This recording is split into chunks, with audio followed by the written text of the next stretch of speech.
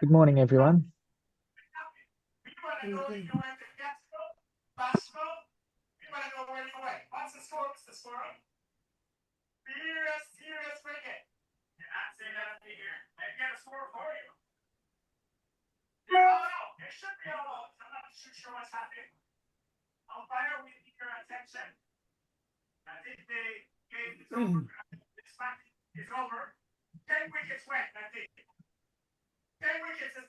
Welcome to this webinar. We will just give everyone a few moments to join, and then we will do a very quick acknowledgement of country, and we'll go through some housekeeping so that you understand how this particular webinar will work today. So I'll just do the acknowledgement of country. I would like to acknowledge the traditional custodians of all the lands on which we live today and pay my respects to their elders, past and present. On to housekeeping now. You can have your video on or off. The host has muted all attendees. When we have questions at the end of the presentation, this setting will be removed. If you have questions during the presentation, please use the chat to enter them. You will have the chance to ask them yourself at the end of the presentation. We will go through the chat in the order of posts. If you have not posted your question in the chat, you will need to raise your hand so that we can be fair to everyone.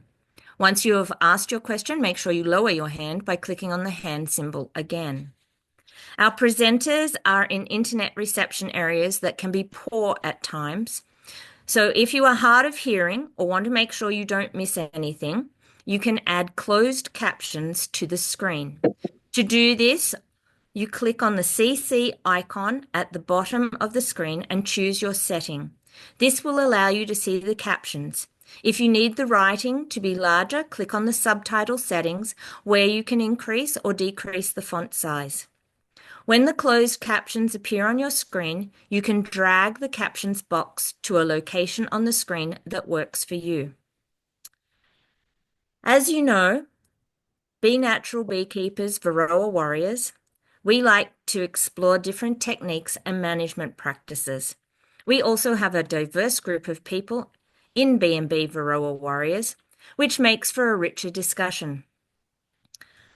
In B&B Varroa Warriors, we provide a safe space to learn and discuss different approaches to beekeeping, so we can make informed decisions on how we care for our bees. I will now hand over to Adrian Iodice to introduce himself and our guests. Thank you, Adrian.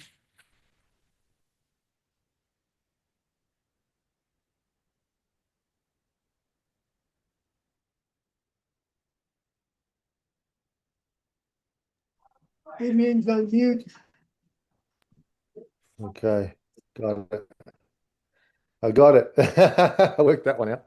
I thought you had to unmute me, Shelby.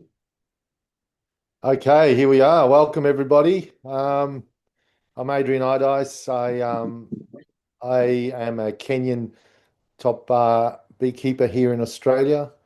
I teach natural beekeeping, and I really thank you all for coming along today to hear this fantastic presentation by Nathalie B from Be Mindful Honey Farms in Texas, and Les Crowder, who works with Nathalie, and Les has been into Kenyan top bar hives for a long time, and that's how I got started.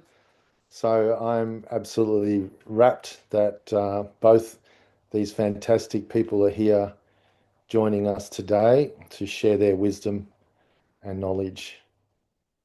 Okay. I think I might just thank you all again and hand it over to Les. So Les, thanks very much.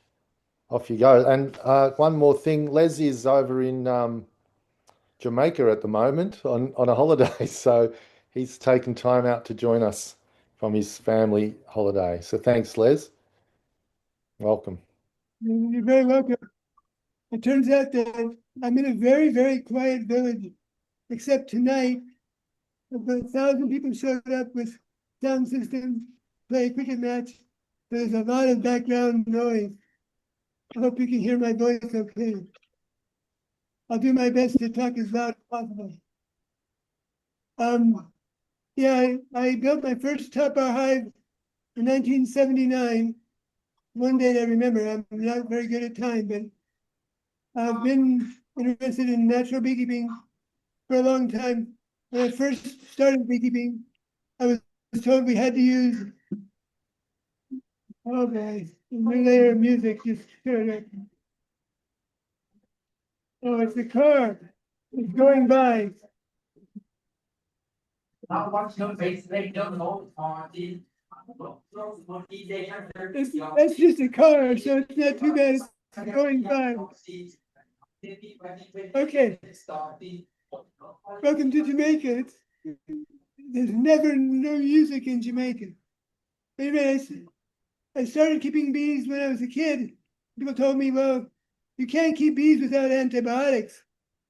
And I thought, well, why is that? The Greeks did it, the Romans did it, the Egyptians did it. How come we can't? And then they told me I was a communist hippie and that I was going to spread disease everywhere. And I insisted, and over the years, now you're supposed to keep bees without antibiotics. You're not supposed to use antibiotics because we've been overusing antibiotics, and it's not good for all of our germs are becoming antibiotic resistant. So now they're telling us the same thing about the mite. So let me go ahead and present. I have a little presentation. I'll quickly share here. Share. Is this working? Yes, okay, good. We're gonna go to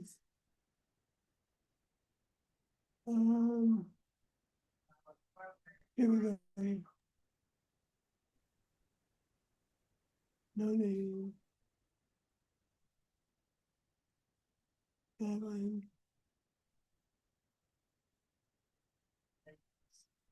Slide show. Honeybees and Varroa and the beekeepers, can honeybees live without us? Because the proposal is, if we have to save our bees from the Varroa mite, then they can't live without us. The honeybees are completely dependent on humans to protect them from the mite, which I totally disagree with. Honeybees can live without us. I'm going to start with this because to me it gives a lot of hope, and I want to start with a message of hope. This is a study that was published in Nature magazine. We studied mite resistance in Cuba and found high rates of uncapping and recapping of infested workers, 77%, high removal of mites, 80%, corresponding low mite fertility. These are traits found in all naturally evolved Varroa-resistant populations. We confirm that Cuba has the largest European mite-resistant population with 220,000 colonies that have been treatment-free for over 2 decades. And illustrating the power of natural selection.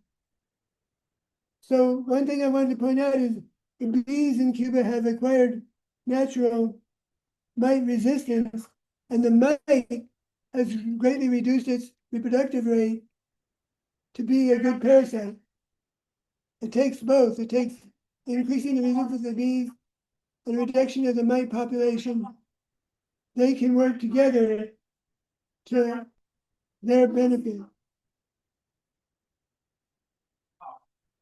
When the mice first came to the United States,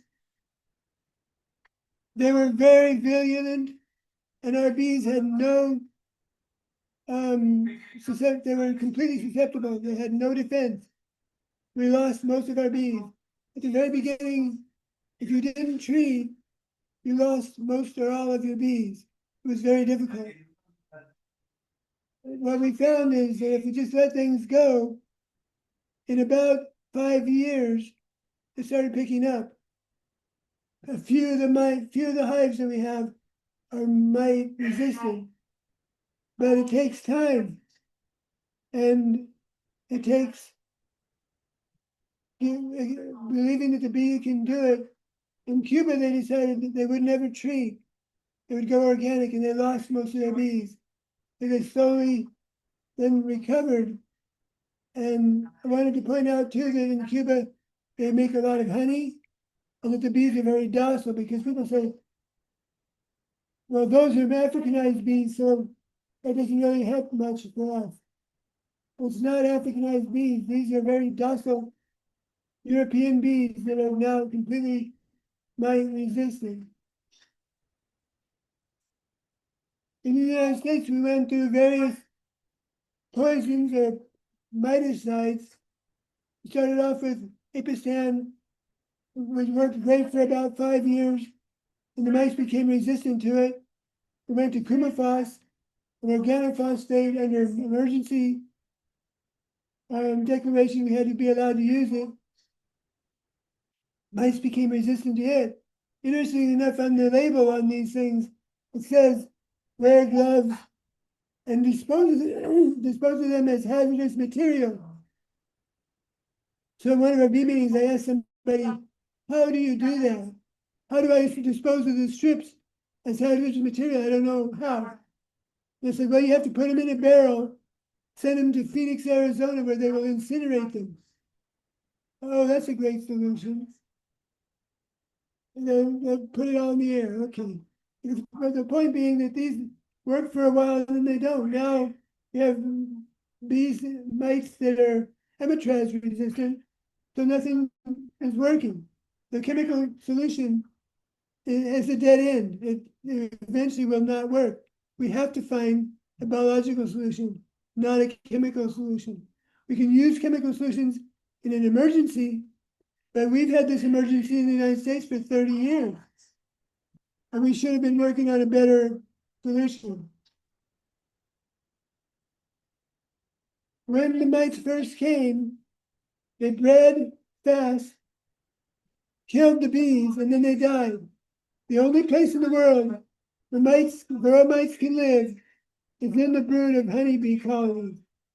They need living honeybee colonies to survive.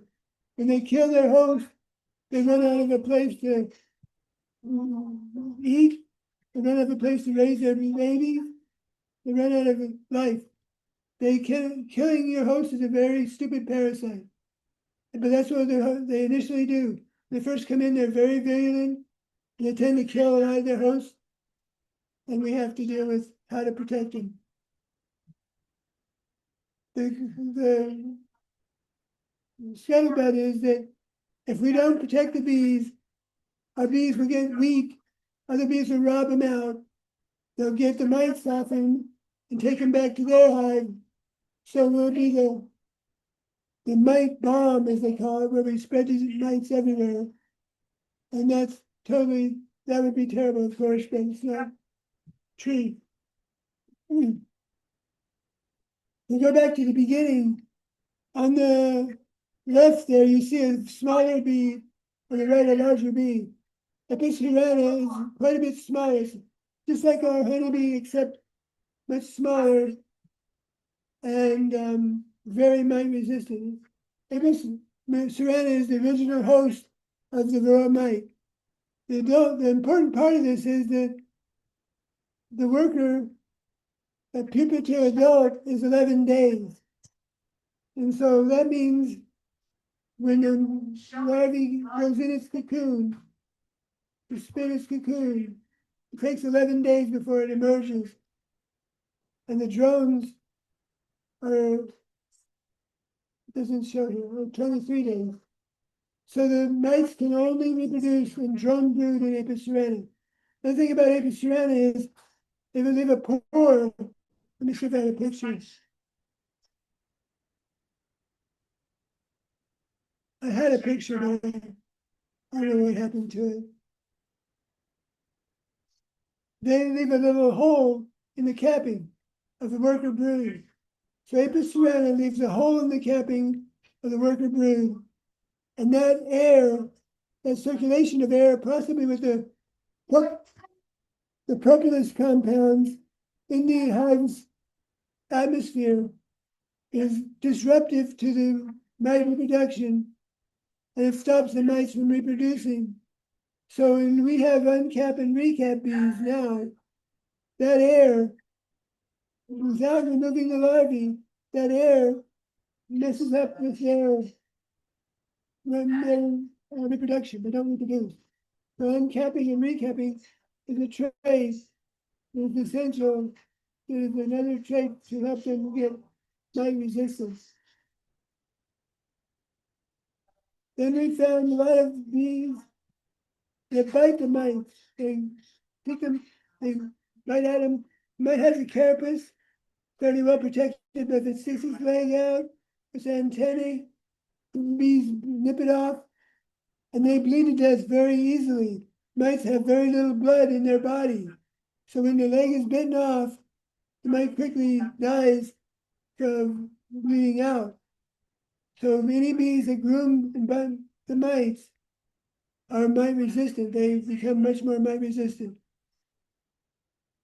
There's also the VSH, they call it Varroa sensitive hygiene, but when the workers, when the baby mite is bit by a mite, when the baby bee is bit by a mite, it emits an alarm pheromone like ouch. And those workers on top smell it. And they uncap the larvae and throw it out, mite and all. And that stops the mite from reproducing. So there's just numerous traits. I won't go through all this because it'll take too long. Just to say that first the mite produces another male bee that's white, and it stands up on its mom's pile of poop where she poops. And he waits for his sisters to emerge, then he mates with them. And it's, you should read about that. There's lots of scientific treatises on the life cycle of the mite now. And that's what we need to know is how the mite lives so that we can interfere with or help with it. I used to take the mites as terrible enemies that I feared and hated. I believe that hate comes from fear. And I'm afraid that the mites are going to kill my bees. I hated the mites. I no longer hate mites. I don't love them. I don't wish they were everywhere. But you don't have, once you get to where you can live with them, they're just part of the background. They're part of life. It becomes much more relaxing to not have to worry about them. So I won't go through this too much either. It just shows that the mite reproduces. The more time it has, the more days it has, the more successfully it reproduces. This is an article you should totally read. So copy that, take a picture of it, whatever. Read that article. It's a lot of group that has put a lot of research into the mite resistance around the world now. We know that mites prefer drone brood, and so there was an idea that you could give them drone foundation in Langstroth hives, and that the mites would all be attracted to the drone brood. Then you could remove it, and it would remove most of the mites. That's still workable. It's at least non-chemical, but it still is a treatment, and it isn't in the long run. It shouldn't be necessary. It's an option until you get more mite resistance. In top bar hives, we don't worry about introducing drone foundation. The bees make their own. I mean, I don't remove it at all. I don't worry about mites anymore. I used to fret with them horrendously. But in about when I first got my Russian bees from Thomas Rinder's program, that's when I began to relax about the mite, because the Russian bees are very mite resistant. And they suddenly shifted everything to where we could keep bees very easily and safely and worry less and less about the mites. One thing I want to point out about the mites is that when we're breeding bees, we are breeding mites. If we are breeding mites with mite treatments, that's part of how we're breeding mites. And then we're breeding mites that are treatment resistant, right? When in Apis cerana, the mites can only live in the drone brood. There's only drone brood for brief periods of time when there's flowers. So the mites, when they get a chance, they have to breed as fast as they possibly can because they're going to have a very short amount of time and then they're back out of luck, nowhere to reproduce. And when they're on the adults, crowding around on the adult bees, they get groomed, they're good groomers and they groom each other and the mites drop in population until the next flush of drone brood comes in. So the mites in Apis cerana have to reproduce as fast as possible when they can. But when they got to Apis mellifera, that became their demise because when they reproduced as fast as possible, they killed their host and then themselves. So now we have mites that are beginning to depress their reproductive rate because they're the most fit. A fit host and parasite population is not where you breed the fastest, it's where you cooperate. A cooperative parasite has a thriving host, and a thriving host feeds a cooperative parasite, and they don't hurt each other very much. And that's what we have to search for, is that balance where the bees become mite resistant, the mice become safer, easy on the bees. They don't kill the bees. And that will make us better off in the long run. To build that natural balance between parasite and host.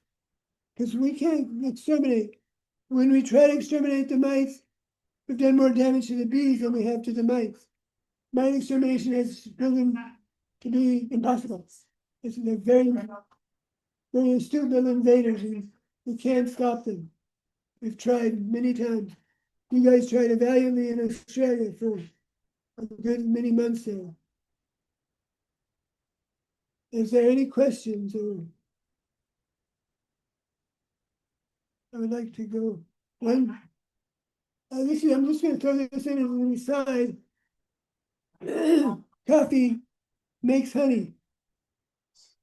The flowers make honey, and the honey is slightly caffeinated, and the bees love it. Well, I just like to point this out because we are all in this together. The mites, the bees, and the beekeepers, the people who drink coffee and eat fruit, we are all in this together. And the people who eat fruits and vegetables pollinated by bees need to know that we, the beekeepers, are doing our best to be competent beekeepers that can help pollinate the fruits and vegetables that we all need to eat. We're a very important part of the ecosystem. And we need to be doing that wisely. We need to be searching biology for the answers to our biological problems, not chemistry. Chemistry can be a quick, necessary emergency measure until we come up with a biological system that works better.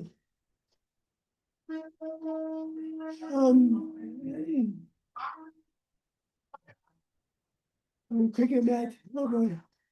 One thing I'd like to point out is that they've shown that flowers make sweeter nectar when you bring a bee near the flower, indicating not the plant, the individual flower, indicating that somehow the flower knows the bee is near. The flower doesn't have ears or eyes or a brain or a single nerve. What I'd like to point out is that we're in a system, we're working with a system that we don't understand. There's a lot more to it than we recognize, and I don't know the answers, but I love it. all the same. The beautiful system. One of the biggest solutions to honeybee problems in the world right now is flowers. Just grow more flowers. That's how you can help save the bees. And this little guy has always made me giggle. It's not happy people who are grateful, it's grateful people who are happy. Keep that in mind, that we shouldn't be fighting the mites. We should be figuring out how to work with the mites. And let go of that fear and hate. And say, okay, you're here, now how do I deal with you? Because I don't want you to kill my bees. And we know that there's enough toxicity in the world. We don't need any more toxicity. We need to be cleaning the world up. And we as beekeepers can start that now by working with bees and not using poisons and miticides to kill the mites. My best solution for you right now is possibly look at drone culling, but also at mandatory brood breaks. I used to cage the queen for 10 days and then release her. And that post in the brood nest would bring a bunch of the mites up out of the brood, and it would upset their growth curve rate, or bring it way down. So even if you just do some things like that, until you can get mite resistance, your bees will have some mite resistance, but it's buried very deep right now. It's going to take time to bring it out of the genome. And in about 8 years, it'll take off, and you'll find lots of your bees are completely mite resistant. But it's slowed down by a lot of beekeepers who are treating all the time, because they're saving the mite susceptible bees and the very virulent mites. The other thing to think about is that with miticides, we're breeding mites that breed as fast as they can until they get knocked down. They breed as fast as they can, and we knock them down again. Well, we're actually breeding mites that are miticide dependent. If we didn't knock them down, they would kill their host and die. But we are saving them with the miticides because they would outbreed themselves and kill themselves. So it's crazy. We need to stop using poison and let the bad mites die, let the good mites live, let the susceptible bees die, let the resistant bees live, and soon we'll be in a nice balance where we can live with the mites. It becomes a motorcycle.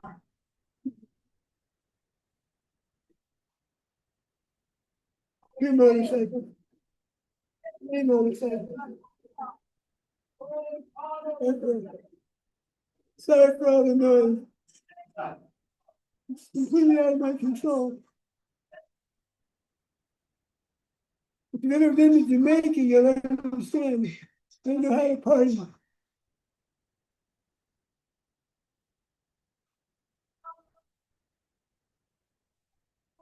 If there's no questions, I hand it over to Nathalie.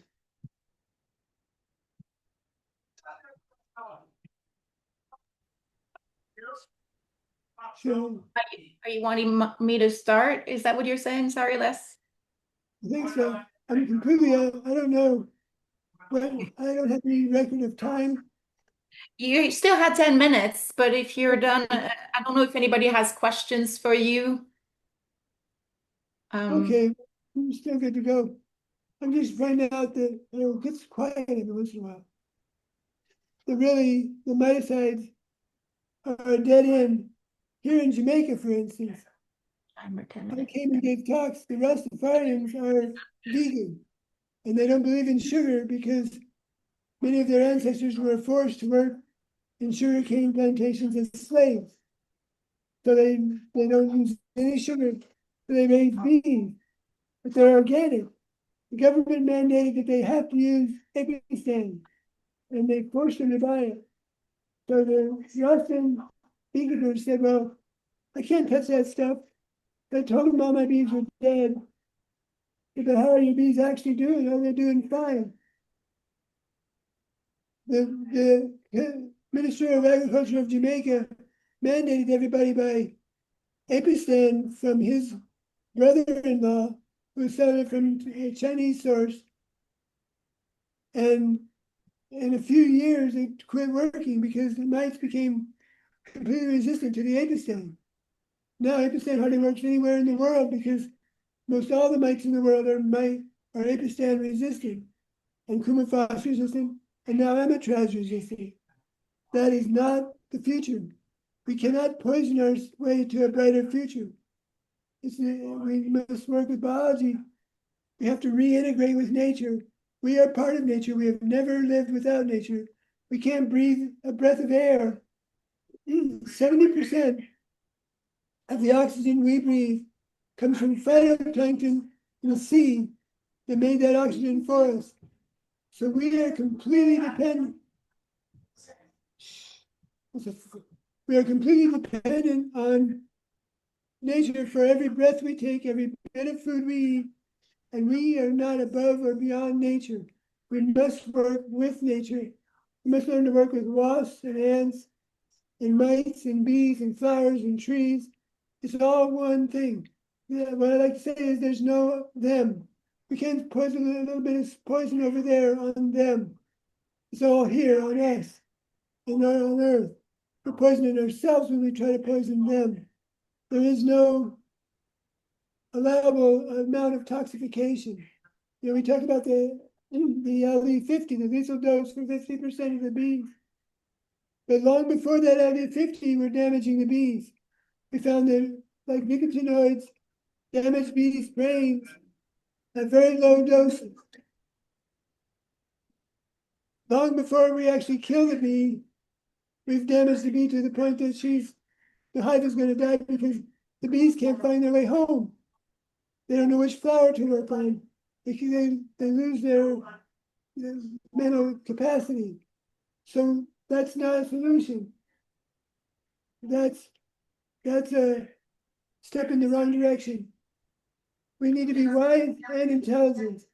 Wise means looking into the future. What about our grandchildren, our great-grandchildren? I don't know if this car's going by or not. We need to think about our grandchildren and our great-grandchildren.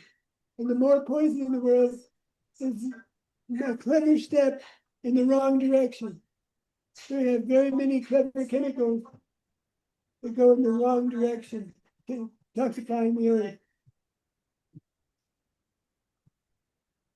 I think the game's over and now the music is full force, so it's only going to get worse. Okay. Yeah, does anybody have any questions?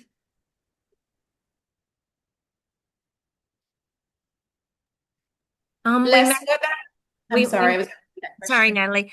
We may organize to have questions at the end, but Les, you were going to share a story about how your bees had been lost. Would you like to share that now? Yeah, I can do that. When I had bees for, of course, 20 years when there were no mites. I remember very fondly keeping bees without worrying about mites. I worked for a beekeeper with 4,000 hives for a few years, and then I had my own 250 hives for honey production. And there was a time a lady called me and said, "There's little red things all over all my bees."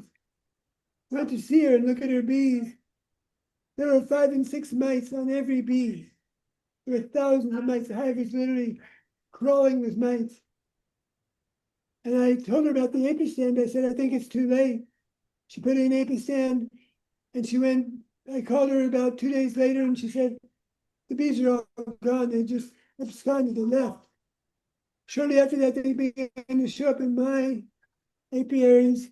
And my bosses, my former bosses with the 4,000 hives, he initially told me, he said, "We need to hold the line, Les." Because I was at that point a honeybee inspector for the State Department of Agriculture.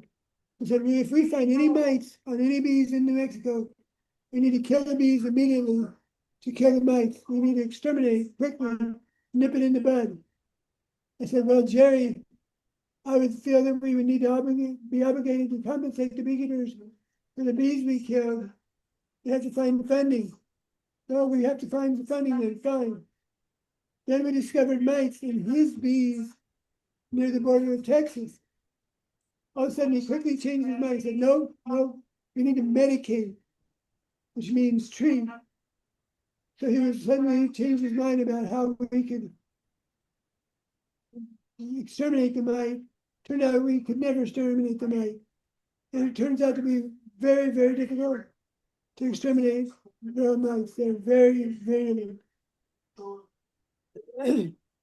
what I found is that I did brood breaks where I caged the queen for 10 days and then let her out. And that really dropped the mite population. And then I eventually got Russian bees from Thomas Linder. And I would highly try to emphasize to you that you should try to get permission to bring in some mite-resistant semen, frozen semen from drones of mite-resistant hives, if there's any way possible in Australia, because that could really help.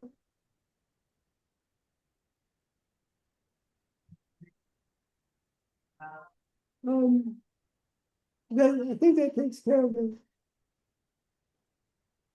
it.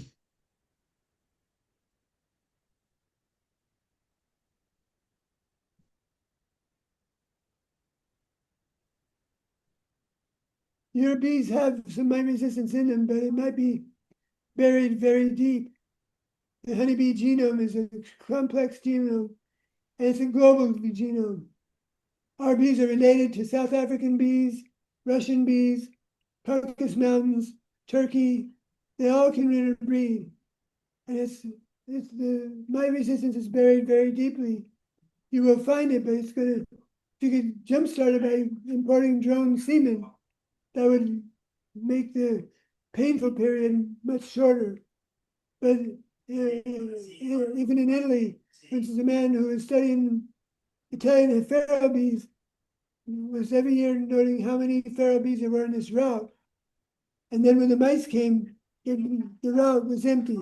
All the spots where there were pharaoh bees, there were no bees. The mice had killed them all.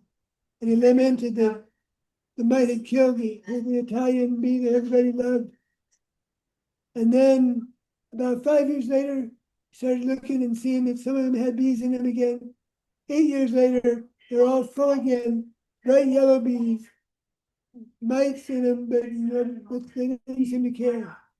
The bees had become, the natural Italian bees had found their own mite resistance through natural selection. The feral bees. Feral bees will be another source for you, because they'll go down and then fight the mites on their own without any miticide. And then there'll be a source of genes for your bees that offer you mite resistance.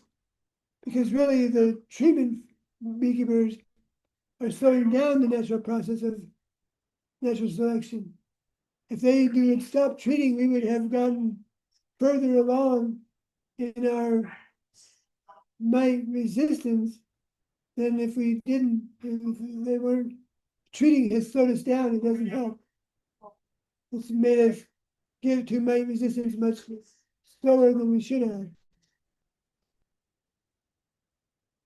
It's maintaining mite susceptible bees and mites that are overly reproduced.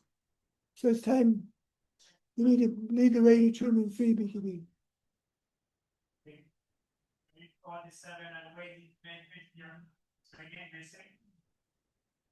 Any questions, or I'll pass it on to Nathalie now.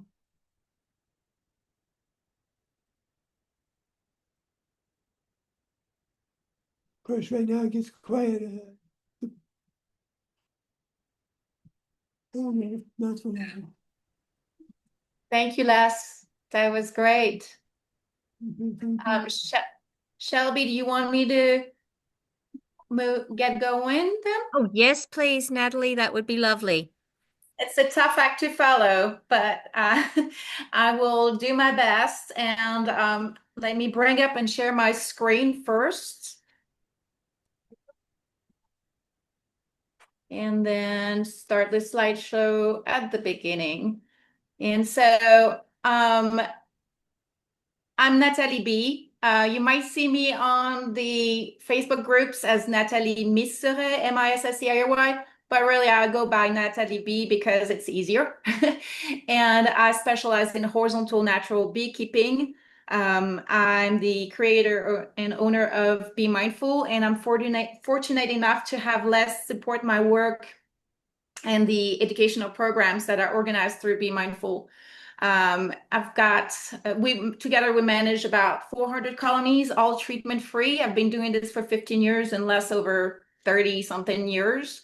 And so we kind of, we just do this without any treatments. And my goal today is to give you practical tips and a deeper understanding of how this works and how to achieve those results and why we recommend treatment-free beekeeping, especially at this time for Australia. So basically, there's a lot of fear mongering and a lot of fear that people have that if they don't treat their bees, they will die.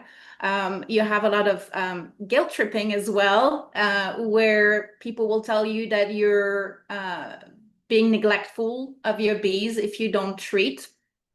And that stirs a lot of fear mongering. Les was talking about the mite bombs and the judgmental, comments that are being made for people that are treatment-free beekeeping. So what I'm here to tell you is that there's hope. The bees in the United States, despite a lot of treatments, and I will explain why I said despite a lot of treatments, there's a lot of bees that have found a way to be resilient and achieve fitness, basically. This is an example of my first colony, which was a Varroa hive, a vertical top bar hive, really. And I put bees in there and never inspected, never fed, never treated for sure, because I didn't want that in my honey. That's how I started initially. I didn't want to subject my bees to this. And I also didn't want to have any residues in my honey. So these lived and thrived absolutely gangbusters for 8 years before the comb got too dark and the bees decided to move on to let the wax moths clean out. Because wax moths don't kill your bees, your hives, but they are the cleanup crew that will clean out all that old comb and make space for a new colony to move in, okay? So despite all the fear, I realized that you guys are at a crossroad and it must feel really intimidating and scary to have to keep bees, to try to keep bees without any treatments. And treatments feel like the safe option, but I'm here to tell you that in the end, they're going to keep you stuck in a loop, on a treadmill of treatments instead of allowing the bees to develop their own resiliency. And it's going to be basically holding them back. You're going to have bees that are unfit, that are propagating instead. How do I know this works? Well, let's mention Cuba. One of my proudest achievements has been to be hired by the Congolese government to develop, to design and lead their beekeeping training programs in 2019 for all the trade schools. So I spent a lot of time in Africa, in the Congo, going and roaming the country, installing teaching apiaries and investigating the situation on the ground. And there were bees everywhere. And they don't treat, those bees were in nature, and those bees were very resilient, so much so that they were swarming all over the place. So that's evidence in my book that bees can take care of themselves. And we're going to talk about how that works. First, I want to define what treatments are. In the context of beekeeping, it's basically anything that you intentionally do, any intervention that's intentional, and the goal is to control and eliminate pests, pathogens, and diseases. And in this case, we're talking about Varroa mites, right? So it includes any chemical and non-chemical interventions that artificially suppress or reduce the biological threat, meaning the mite population. So anything that gets in the way of the bees doing this themselves is a treatment, in a nutshell. So in effect, it's anything that has a direct effect on the pest and pathogen. So pest population, decreasing it. That could be anything from essential oils to treatment chemicals, or even the drone brood removal that Les was discussing, or even oh man, I forget which one. Oh yes, just kind of like forced breed breaks and caging the queen to give the bees an opportunity to get a break from the mite reproduction. All that is going to be defined as a treatment. It's externally imposed by the beekeeper, and it would not typically happen through the bees themselves, right? So any intervention that we impose upon the bees. And the goal, again, is to help the bees that are impacted by the biological stressors, in this case, the mites, to survive and to improve their health through treatments and decreasing the impact of the biological stressor. So I'm going to try to be a little bit pragmatic in how I help define those treatments, but also and especially share some tips and tricks on how to do this without any treatments. So some of the examples of treatments are, again, any chemical treatments, whether they are hard chemical treatments or soft, quote unquote, chemical treatments. And that includes any of the typical, fluvalinate, coumaphos, the things that have developed resistance in the United States, for example, the main chemicals, but also the quote unquote organic acids, which are really organic because they've got a carbon atom. And I wanted to point out that DDT, for example, is also an organic compound, but it's been banned because it's toxic, right? So it's the concentration that makes a poison. But either way, they stand in the way of the bees adapting to the pressure, the biological pressure of the mites. Any biotechnical treatments for the same reason, like brood interruption, forced brood breaks, drone brood removal, even sugar dusting. I know my friend Barry really likes this, and then thermal treatments. But the point is that they are standing in the way of the colonies developing resilient genetics on their own. They're holding them back on the way to treatment-free survival. And organic and natural treatments like essential oils, acids, and plant-based formulas are the same way. And they can have all of these treatments can have unintended consequences, by the way. We might measure LD50, which is the mortality of 50%, but we're not really looking at long-term impact, and we're not looking at chronic effects or sublethal effects. We're just looking at, if they don't kill the bees, then that must be okay. We don't really look, and we don't begin to understand what's happening in a superorganism with very complex mechanisms and feedback loops and microbiome. So keep that in mind when we talk about treatments. They cause problem because really in the end, they hold back colonies from developing their own mechanisms of survival. And they also, beyond that, artificially prop up weak colonies that then in turn impact the genetic pool negatively. So that interferes with natural selection. And also treatments creates long-term dependency because now we're using those as a crutch to prop up unfit genetics that otherwise would die. And we are afraid of removing that and focusing on selection of the stronger colonies that are fit and genetically strong. The other thing is that it's preventing the bees from adapting to the pressure. So let's mention the mites can be used actually as a selective pressure to make our bees stronger. And instead, we're using colonies that are continuing to be vulnerable and weak and unfit, while we're putting that selective pressure on the mites themselves. So we end up with stronger mites and weaker bees in the end. And then when we are splitting from those unfit colonies, those unfit genetics can be perpetuated artificially. Basically, what happens with those treatments is you're masking weaknesses that would otherwise have called out the colonies from through natural selection. So what I want to impart upon you guys is that treatments are really a short-term fix that will indeed keep your bees alive to a certain extent. They're not a silver bullet and they're not fail-proof.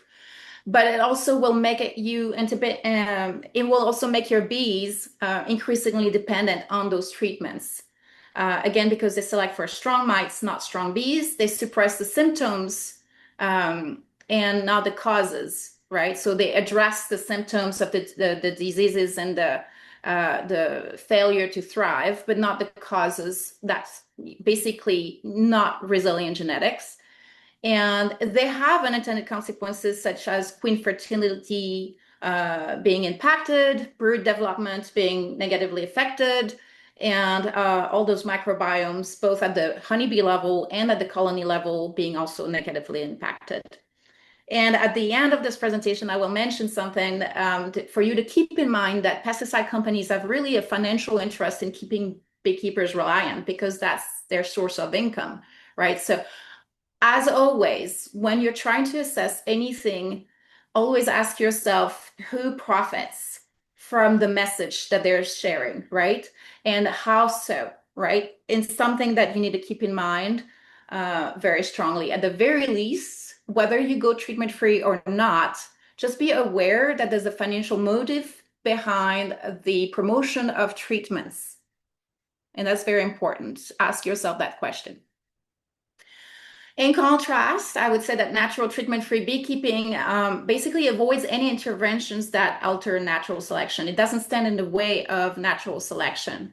And even biotechnical methods like breed breaks or mite counting may be considered treatments if they're used to propagate bees that are unfit, basically, or to reduce the mite loads to allow them to propagate.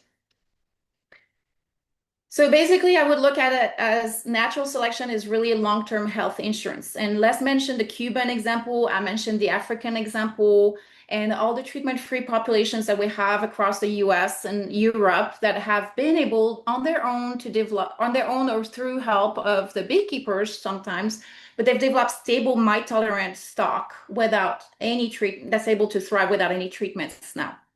And then yes, you will lose colonies early on, but those that will survive, in effect, will be a lot easier to manage because they will be a lot more resilient. And every treatment that you're going to use, just keep in mind that it's going to delay that process. So you're welcome to use whatever treatments you'd like, but keep those principles in mind. Nobody's here to judge anyone in terms of using treatments. We all do beekeeping the way we want to. And we're all free, short of governmental regulations, to do whatever we want with our bees. But just keep those principles in mind. There's also a lot of confusion between evolution and natural selection. We're told very often that it's going to take hundreds of years for the bees to evolve and be resilient to the pressure of the mites. However, we see in real life that it doesn't take that long. It takes about 4 to 7 years for them to develop tolerance, and that's because the colonies of honeybees leverage microevolution via natural selection. And so basically only in nature, free of human intervention, bees with favorable traits will be the only ones surviving and reproducing. The other ones will die out. And then what's very important to remember is that honeybee colonies have very short generational cycles, and they can go 2 to 5 times, even more so in the case of African genetics, and just swarm that many times a year when they're healthy. So that fosters very fast evolutionary change through natural selection. And then using, again, that strong selective pressure, the lack of interference from beekeepers, and the propagation of survivors, that process takes place really fast and much faster than what a lot of people would like you to believe, including a lot of the pesticides companies that, again, have a vested interest in letting you believe that cannot happen. Some of the mechanisms of success are mostly linked to tolerance in blue on the top left and resistance initially in green. So the difference between tolerance and resistance is as follows. With resistance, the colonies, the genetics of the colonies of bees have the ability to decrease the mite population on their own through processes such as grooming. You can see on the right side, adult bee in green, you have grooming, Varroa sensitive hygiene, uncapping, recapping that Les mentioned, cell sizes, believe it or not, and we'll talk about that. At the brood level down at bottom, suppressed mite reproduction, SMR, post-capping duration, which is also something that allows the bees to not offer enough time for the mites to reproduce.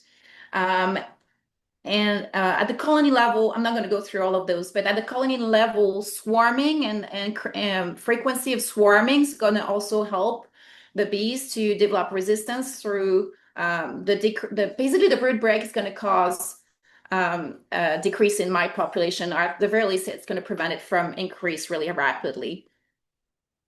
And then the tolerance is going to be something that's the ultimate goal. Is basically, like Les was mentioning, you want a colony of bees that is able to live in harmony with the mites, at the very least not being negatively impacted by the mites. And again, whenever we put the selective pressure on the mites, we're breeding stronger mites, and that's the opposite of what we want to achieve here, right?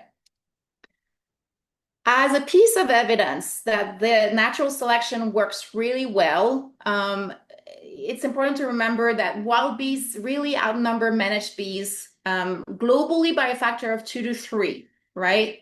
And they do that on their own. They don't need us to put pesticides, and they don't receive any treatments. In North America, free-living colonies may actually exceed managed colonies up to 7 to 1.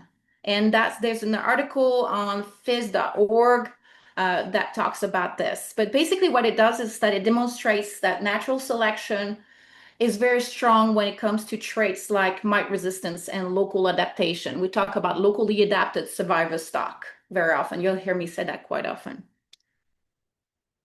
So the question you need to ask yourself is, do we want to foster independence and stewardship by letting the bees develop their own mechanisms of mite tolerance and resistance and propagate strong, resilient fit genetics, or do we want to manufacture dependency?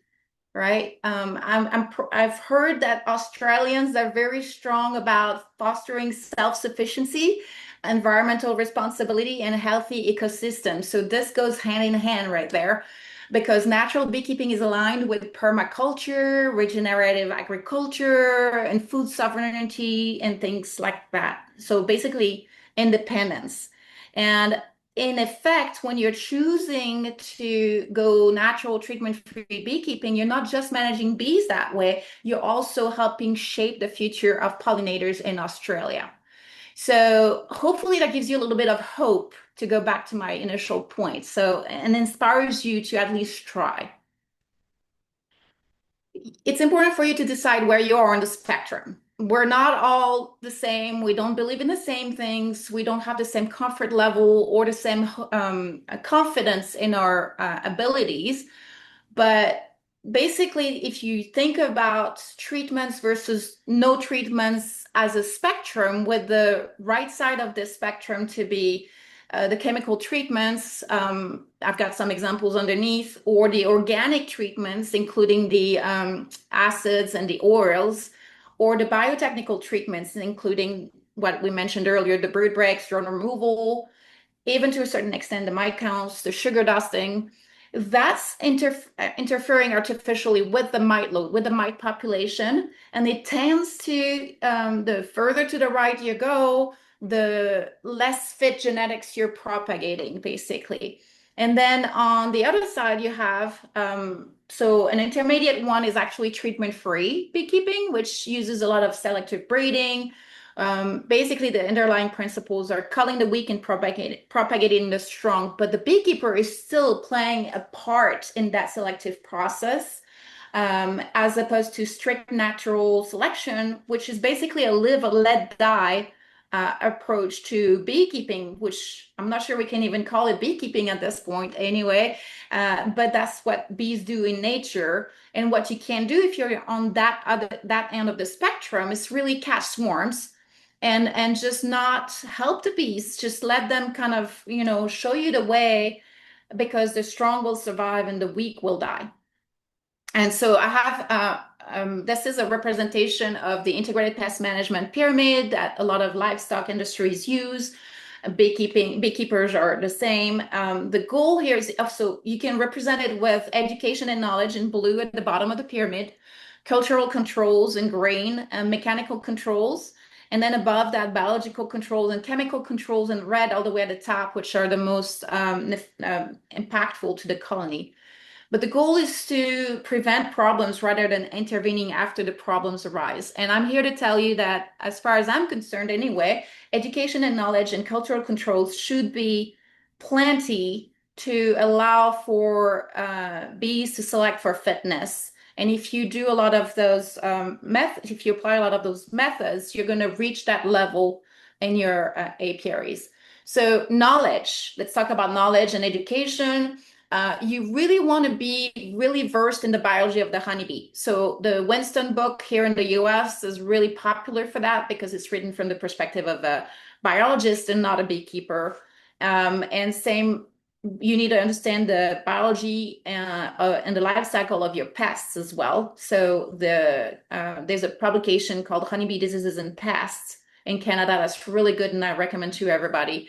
You might have the equivalent there in Australia. I'm not sure. I know that some of those books through Amazon can be ordered and delivered in other countries. I do that with France all the time. That's why I speak funny, by the way. And then there's other books that can help you understand the mechanisms that I'm going to discuss today. Like, for example, on the right, The Honeybee Solution to Varroa, which is written by Stephen Riley, and it's explaining a lot of the things that I'm going to talk about. And one of the books that I really like, and that's in addition to Les's book, Top Bar Beekeeping, Natural Organic Practices for Honeybee Health, by the way. Kirk Webster just wrote a book, and we're going to talk about, that's called Many Best Kept Secrets. And we're going to talk about that case study as well in a little bit. So important to really understand bee biology, not only at the individual castes or individual bees, but also what the jobs are throughout the colony. And I would go further, you need to understand the biology of the colony as an animal and its life cycle through the year, so that you really understand your bees and you know how to recognize problems before they arise. And that includes things like development of the individual bees and the colony, nutrition, and what it is that they need for themselves, and what beyond that the forage in your area does, and all those stages that I just discussed with the nurse bees, wax builders, foragers, house bees, things like that. I'm not going to discuss all of that. It's something that you really need to be really good at to understand your bees, whether you're going to treat or not, by the way. And one of the most important one that you need to understand in terms of pests and life cycle is the Varroa mites. And you need to understand the signs of parasitic mite infestation, but also how it is that the mites achieve reproduction. And in this case, it's undercapping of honeybee brood, right? And so what that means is that without brood, they cannot reproduce. Right? When the bees are not raising brood, the mites are in the dispersal phase and they're not reproducing. What happens though in the blue curve here is in the spring, the honeybee colonies explode in population, raise a lot of brood ahead of the nectar flow. And with that, they start raising mites.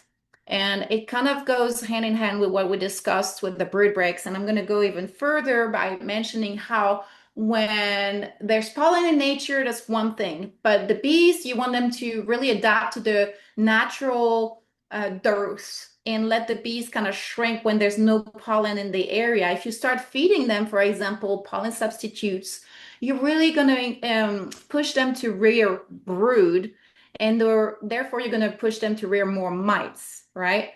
So if you prevent natural brood breaks from happening, you're going to raise more mites. You're going to hurt your bees in that aspect. you're going to have a higher mite to bee ratio, basically. So fed colonies, while they grow fast, they also raise a lot more mites. So keep that in mind. And it's especially true with pollen substitutes, not so much with syrup and carbohydrates, unless there's a lot of pollen at the same time that's available for them to find, because then that compounds that pollen in nature.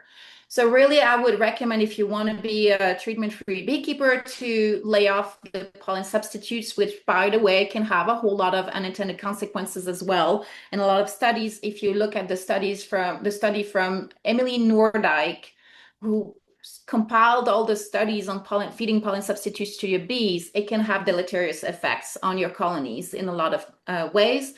And the benefits are not really well proven, basically.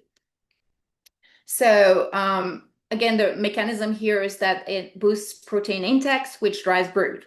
If syrups themselves will only boost energy intake, and they'll only support brood if protein is already available at the same time. Let's talk about cultural controls, the green part, and I'm going to give you several examples. So one of the big things you can do is cull out old wax. When you've got a lot of black, dirty wax, first of all, the cell sizes decrease a little bit, but it's got a lot of chemical and pathogen buildup, toxins, viruses, all kinds of things. And if you cull it out of your hive on a regular basis, then you're going to reduce the stress and the immune system overload that the bees are exposed to. And you're going to also disrupt the pest and habitat for the mites, because it's going to make it harder for them to find hiding places in those cells. And you're going to also have better brood viability. And because of all the things that I've just talked about, you're going to have also better mite tolerance. So that nasty old beeswax is something that any beekeeper can take out of their hives and let the bees build fresh wax throughout their brood nests, especially for sanitary conditions and decreased stress and increased immune system. The other thing I really think helps with treatment-free beekeeping is allowing the bees to build natural cell sizes. That's also a cultural way to help the bees. And in nature, and you see that a lot on colonies that build their own comb, they have all kinds of cell sizes. Usually towards the top where they store food, especially nectar and honey, those cells will be a lot larger than they are in the center of the brood's nest and even at the bottom of the brood's nest. So allowing them to build their own cell sizes really allows them to have a very efficient organization of their brood's nest, but it has also improved advantages. So let's talk for a second about foundation. Most of the foundation out there is 5.4 millimeters, which is basically artificially enlarged the bees.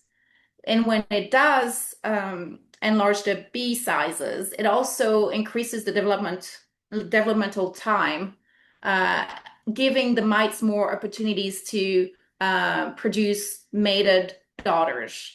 So you're hurting yourself when you're using large cell foundation. The other thing is that you can see all those cells are very regularly shaped. It's kind of like putting the colony in a straitjacket, and it prevents the bees from achieving that optimal organization that we talked about the slides before. And then another aspect of large cells is that you have fewer bees per comb than you have in smaller cell cells. And that means you have also population issues, and it can negatively impact your actually production of honey, in effect.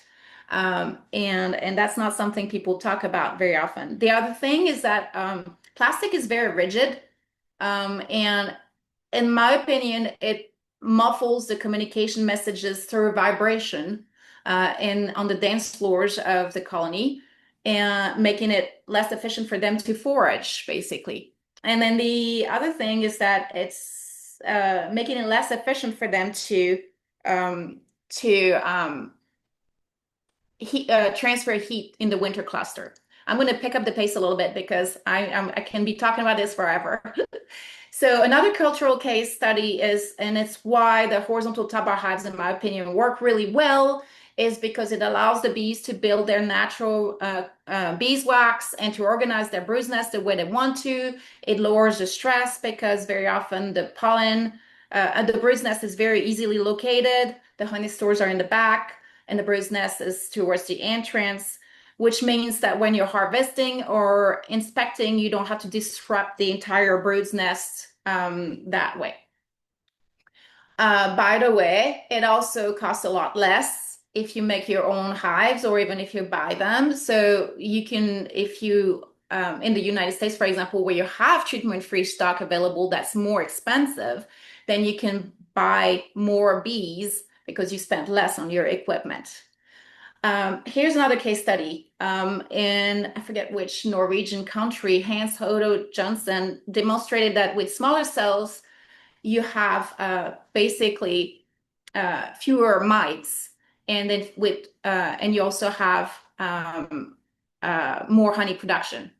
So that's something to look into. I really like Dr. Kiefer's bond method. So basically, the principles is a live or let die.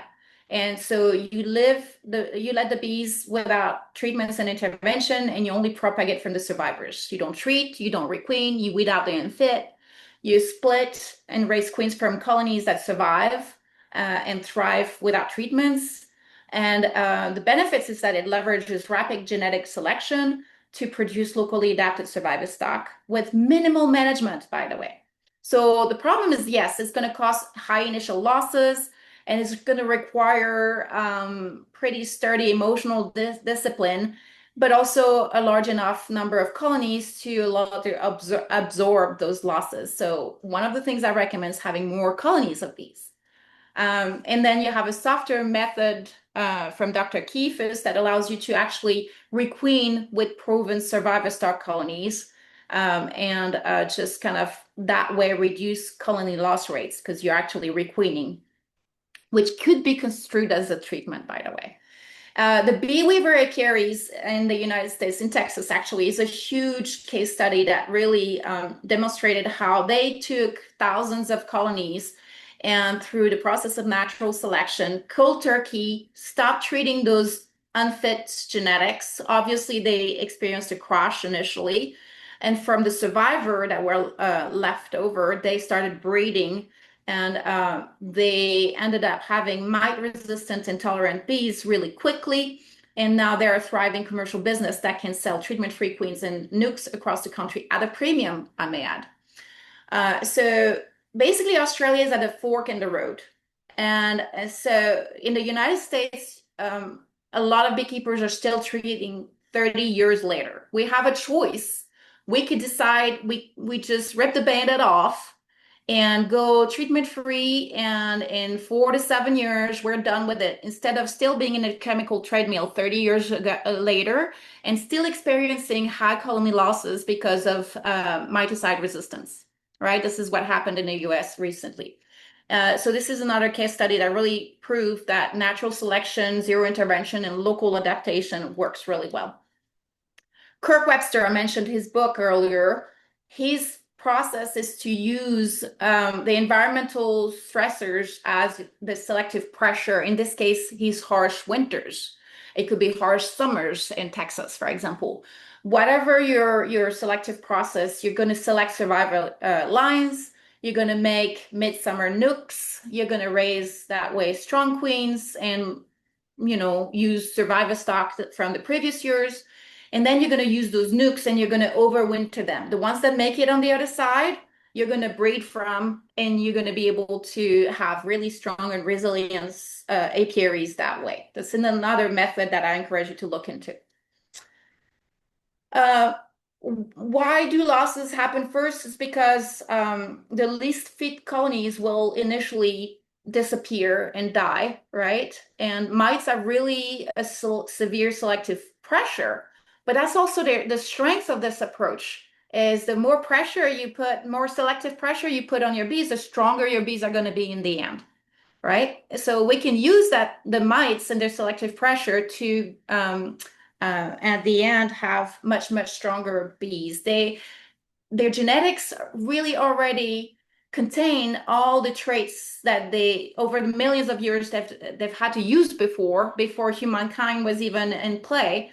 Traits like grooming, hygienic behavior, suppressed mite reproduction, mite tolerance, all that. It's not the first time that they've been exposed to pests and diseases, and they have that reservoir of traits in their genetic makeup that, using the selective pressure of the mites, the bees can reactivate some of those given time. So the initial loss is really not considered a failure, but it's really a tool and a phase in establishing survivor stock. Basically, you're front loading. You've got short-term losses for long-term gains. And so by year 2 or 3, with good stock and consistent survivor stock selection, your colony health will rebound and you're going to have self-sustaining bees. So basically, you're going to make your life a lot easier very quickly. How long does it take? Usually it starts happening around year 2 or 3 after the initial losses in year 1. And then after year 4 and 5, you have really a strong, recognizable survival population, and you can start breeding with the queens from those colonies. And then after year 6 or 7, you're cruising. So it's really ripping the bandit off, in effect. So midterm strategy, you're going to have colony losses early on, but then it's going to be the exact gateway to strong locally adapted survivor stock. And what that means is that in 3 to 5 years, you're going to have already meaningful progress if you don't treat. And then you're going to have a long-term stability by year 6 or 7. And the way you could achieve this is in year 1, foundation and selection begins. You're going to start with whatever diverse stock. You're going to hopefully have 10 to 20 colonies if you can. If you're looking into yourself doing the selective breeding, you don't want to use any treatments. And that includes, again, bird breaks, drone culling, things like that. Even if the mite loads arise, you're going to lose some bees, but if you track how your colonies are handling the pressure, you're going to have some that are going to survive. You're going to look at brood patterns, hygienic behavior, how they're grooming. So some of those IPM trays, some of you were talking about that, and inside the colony can help monitoring that. And the most important part is you're going to allow weak colonies to collapse. What happens in year 2 is you're going to start identifying survivor traits. You're going to have your best survivors will allow you to repopulate from your winter losses through splits. Your feral and wild population also will start rebounding, so you can start catching local swarms and integrate them and test them through the same process.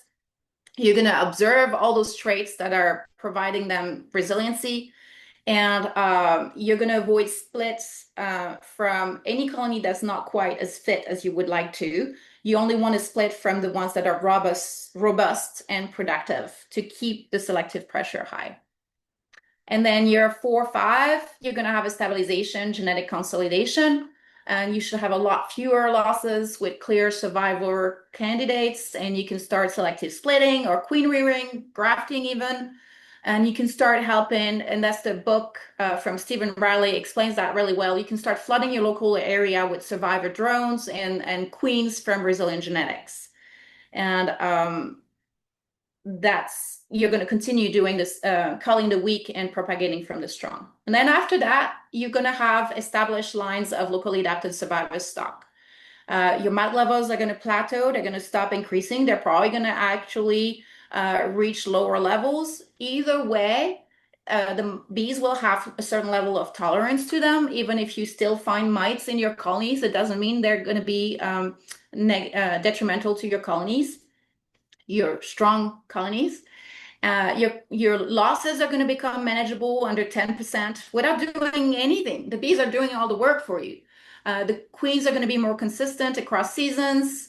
You're never going to need treatments or interventions. And at that point, I recommend you start a small scale distribution to help strengthen your regional pool, but also leverage your efforts, your commitment to the treatment-free approach, and make up for some of the initial losses, just like Beeweaver did. They lost a lot of bees, but now they're really making a fortune on locally adapted survivor stock and treatment-free stock. That way you can become a niche supplier selling your stock at a premium. Some of the tools, observation sheets, logs, marked queens for tracking lineage, sticky boards, drone congregation area mapping, so that you understand what's happening. But really, honestly, in the end, you're selecting for fitness. If your colony makes it and is thriving year after year, that's a good candidate. I'm not selecting at the mite level, I'm selecting at the colony level. So some of the principles I would recommend to follow, if that's an approach that interests you on that end of the spectrum, is to never treat. Don't even get started treating. Not even non-chemical methods like oils or drone. Well, actually, oils are a chemical method. Drone removal or queen caging. Never requeen from colonies that are not proven to be fit, and only propagate from multi-season survivors, at least a couple winters. Let death cull unfit genetics for you, and do some of the selective natural selection for you. And basically don't use any rescue interventions. Strict selection, basically using the environment pressure and the mite pressure as your selective tool. By the way, quick word on mite counting. It can be considered a treatment in some ways, because sometimes it encourages the beekeeper, when the mite levels are high, to actually kick into fear and panic mode and start using treatments, but also it often leads to action that way. But also it can change your management behavior and how you select your colonies. So you might consider that low mite count colonies are better than high mite count colonies, when in the end, it doesn't really matter as long as the colony thrives year after year, right? It's the tolerance aspect of things. And then also, if high mite load colonies are removed before they crashed, they're not allowed to face the full consequences of their genetic weakness, and they might actually make it. And you might have some rare traits that you are deciding as the beekeeper to eliminate from the gene pool actively, when nature should do that selection. So it becomes a feedback loop that can alter the outcomes through treatment thresholds. And it can become that way a form of treatment in the extreme, if you're kind of looking at it from that perspective. So key takeaways: treating mites means selecting for stronger mites. Letting bees fail, select for stronger bees. Survivor stock isn't just possible, it's been proven throughout the world and in places with intense mite pressure. Even every year that you treat, you're really pushing your bees away from being able to survive on their own. And this is your opportunity to learn from the mistakes of others in the United States and elsewhere in the world, and to completely skip over the pesticide treadmill. So, by the way, I mentioned follow the money. Who benefits when you keep treating? The global mite treatment industry and big ag and chemical suppliers as well. They also are trying to detract you from the pesticide contamination in the environment, by the way. And keep in mind that research can also be biased. So there's a lot of research out there that's funded or influenced by the chemical companies or ag industry partners. And even academic research typically looks only at the mite kill rates and the bee kill rates, the LD50. Not really the colony resilience or genetic adaptation, and not really long-term impact.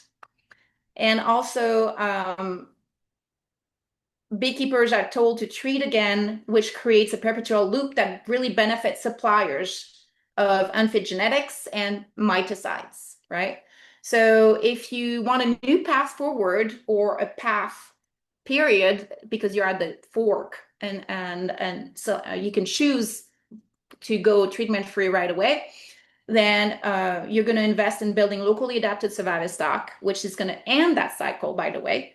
And you're going to allow yourself some independence. You're going to shift control from the chemical companies to yourselves and your bees. And it's going to foster long-term resiliency using the pest as your ally, actually. There's, by the way, a huge 101,000 something members Facebook group if you're interested in discussions on treatment-free beekeeping. It's called Treatment Free Beekeepers with all capital letters.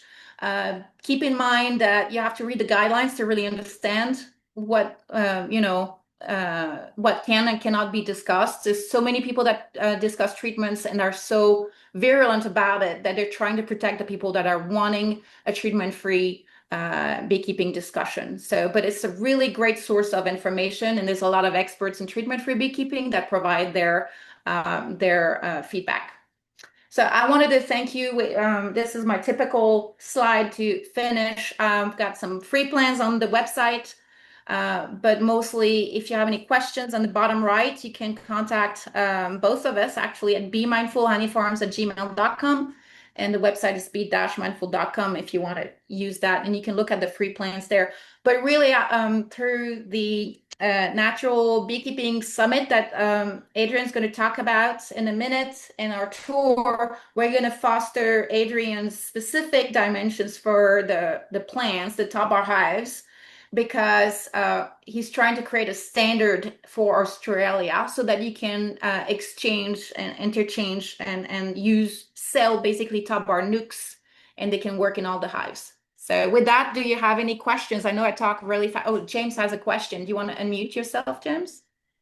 Yeah, thank you. That was a super presentation. You're an extremely clear communicator. Thank you. Thank you. And the overall approach makes absolute sense. I absolutely get it. I guess in practice, for us small-scale beekeepers, so like I had 13 hives, 6 of them already died, so I'm running out of bees. Does this basically, we're not going to have enough hives to do this whole natural selection thing. So does this basically mean that our small-scale beekeepers cease to be beekeepers in the short term, and we wait for the beekeepers with a larger number of hives to then produce genetics which we can draw from? Well, yes and no. I would say no. You can do your part, and whatever survives, you can just select from and propagate from through splits, for example.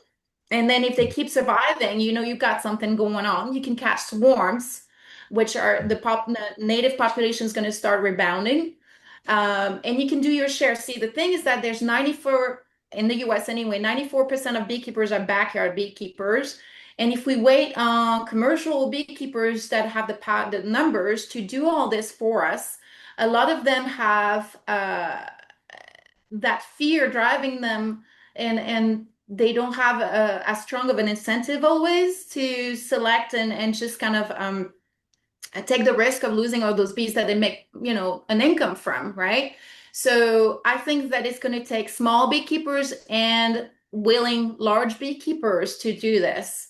Of course, it's going to be a lot easier to catch swarms, which can be locally adapted survivor stock, or if you don't have the access to swarms or don't want to do any of the selective breeding, or you lose all your bees, you can rely on some of those commercial beekeepers or the ones that are doing the selective breeding anyway for locally adapted survivor stock. But really keep in mind that in the end, swarms tend to be at a higher rate. Remember, in the US, 7-to-1 is wild genetics, locally adapted survivor stock. So I would say don't despair, keep trying. The first couple, 3 years might be a little hard, but it's going to get better after that. Wonderful. Thanks so much for that. The first couple of 3 years being a little hard may mean you lose all your bees 3 or 4 years in a row. Most of that came up with the conclusion at the beginning of the mite infestation that the natural mite resistance rate in the United States at the beginning of the mite infestation was 1 in 20,000 hives. So 1 hive out of 20,000 will survive cold turkey. So you have to decide, are you going to just lose everything year after year, and where do you get your next year's try? So I at times to say, if you have 5 hives and you're beginning to see losses, go ahead and maybe do a brood break in one if you can hang on to it, just because you don't want to lose all your bees. But because but it won't be very long before you bring that natural resistance down out into the thousands and then into the norm. But the first 3 years, there were times when if you did not treat, you didn't treat, unless you had 20,000 hives. If you have 20,000 hives, you lose 19,999, you save one. But if you have 10 hives, you're probably going to lose 10. And that's just the hard part of where you're at now. So I see a lot of comments that beekeepers are worried about losing all their hives. How do you select from bees that you don't have anymore? And again, nature will do the selection, and you'll find them in nature through swarms eventually. Or if you have one surviving, try breeding from that. Okay, just before we go into any more questions, I just want to remind everybody that this particular webinar is being recorded and it may be shared with external parties. You will be able to unmute yourselves in a moment, and I can see that May, you have a question. What I'd like to do is actually go through the chat with everybody so that the people who have asked questions in the chat can actually ask their question and get an answer. And to do that, I have flagged things with a love heart, and we will do them in the order that they are listed, and then we'll allow May to ask their question very shortly. So if anybody has any other questions, you can either raise your hand or place them in the chat, and we will get to them as quickly as we can. So Adrian had a quick comment, didn't you? You raised your hand. You're on mute. You're on mute, Adrian. We'll come back to you, Adrian. Hang on. Okay. I'm ready to go. You're I had ready to to find go? out to unmute. Well, I Okay. just want to say to James, James, there's I lost all my colonies a few weeks ago, and I was expecting to lose them. But what I've been doing over the last couple of years is anyone who's been doing a course with me over the last couple of years, we've set up chat groups on WhatsApp from the course participants. So each group, one of the members will set up a WhatsApp chat group. Now, the reason we set those up in each course that I've been teaching is because I anticipated this thing would happen because of all the people I've been talking to from overseas. And what we're anticipating is, as myself, as a small-time beekeeper, as a small-scale beekeeper, most likely going to lose, 100% of my hives. But if I have a group of people in a certain area that have between them, 50 or 60 hives, there might be a chance that we'll get survivor colonies in that group. And then in another area, say Mullumbimby, down in Victoria or central New South Wales or Canberra, I'm going to hear about these survivor colonies over the next few years. There's about 10 different groups that we've got going at the moment. That some are active, some are highly active, some aren't, but they're still there, and those groups are planted. And hopefully over time, we're going to start seeing some survivor colonies coming out of those groups. And we're all understanding, we're all going non-treatment. So we're going to start sharing those genetics around. So hopefully maybe that'll inspire you to, contact other beekeepers in your area and start that communication between yourselves and a pledge to you between yourselves that you're going to share those genetics, do splits off those colonies, or share the swarms, or make sure you catch those swarms and let other people know that you've got them.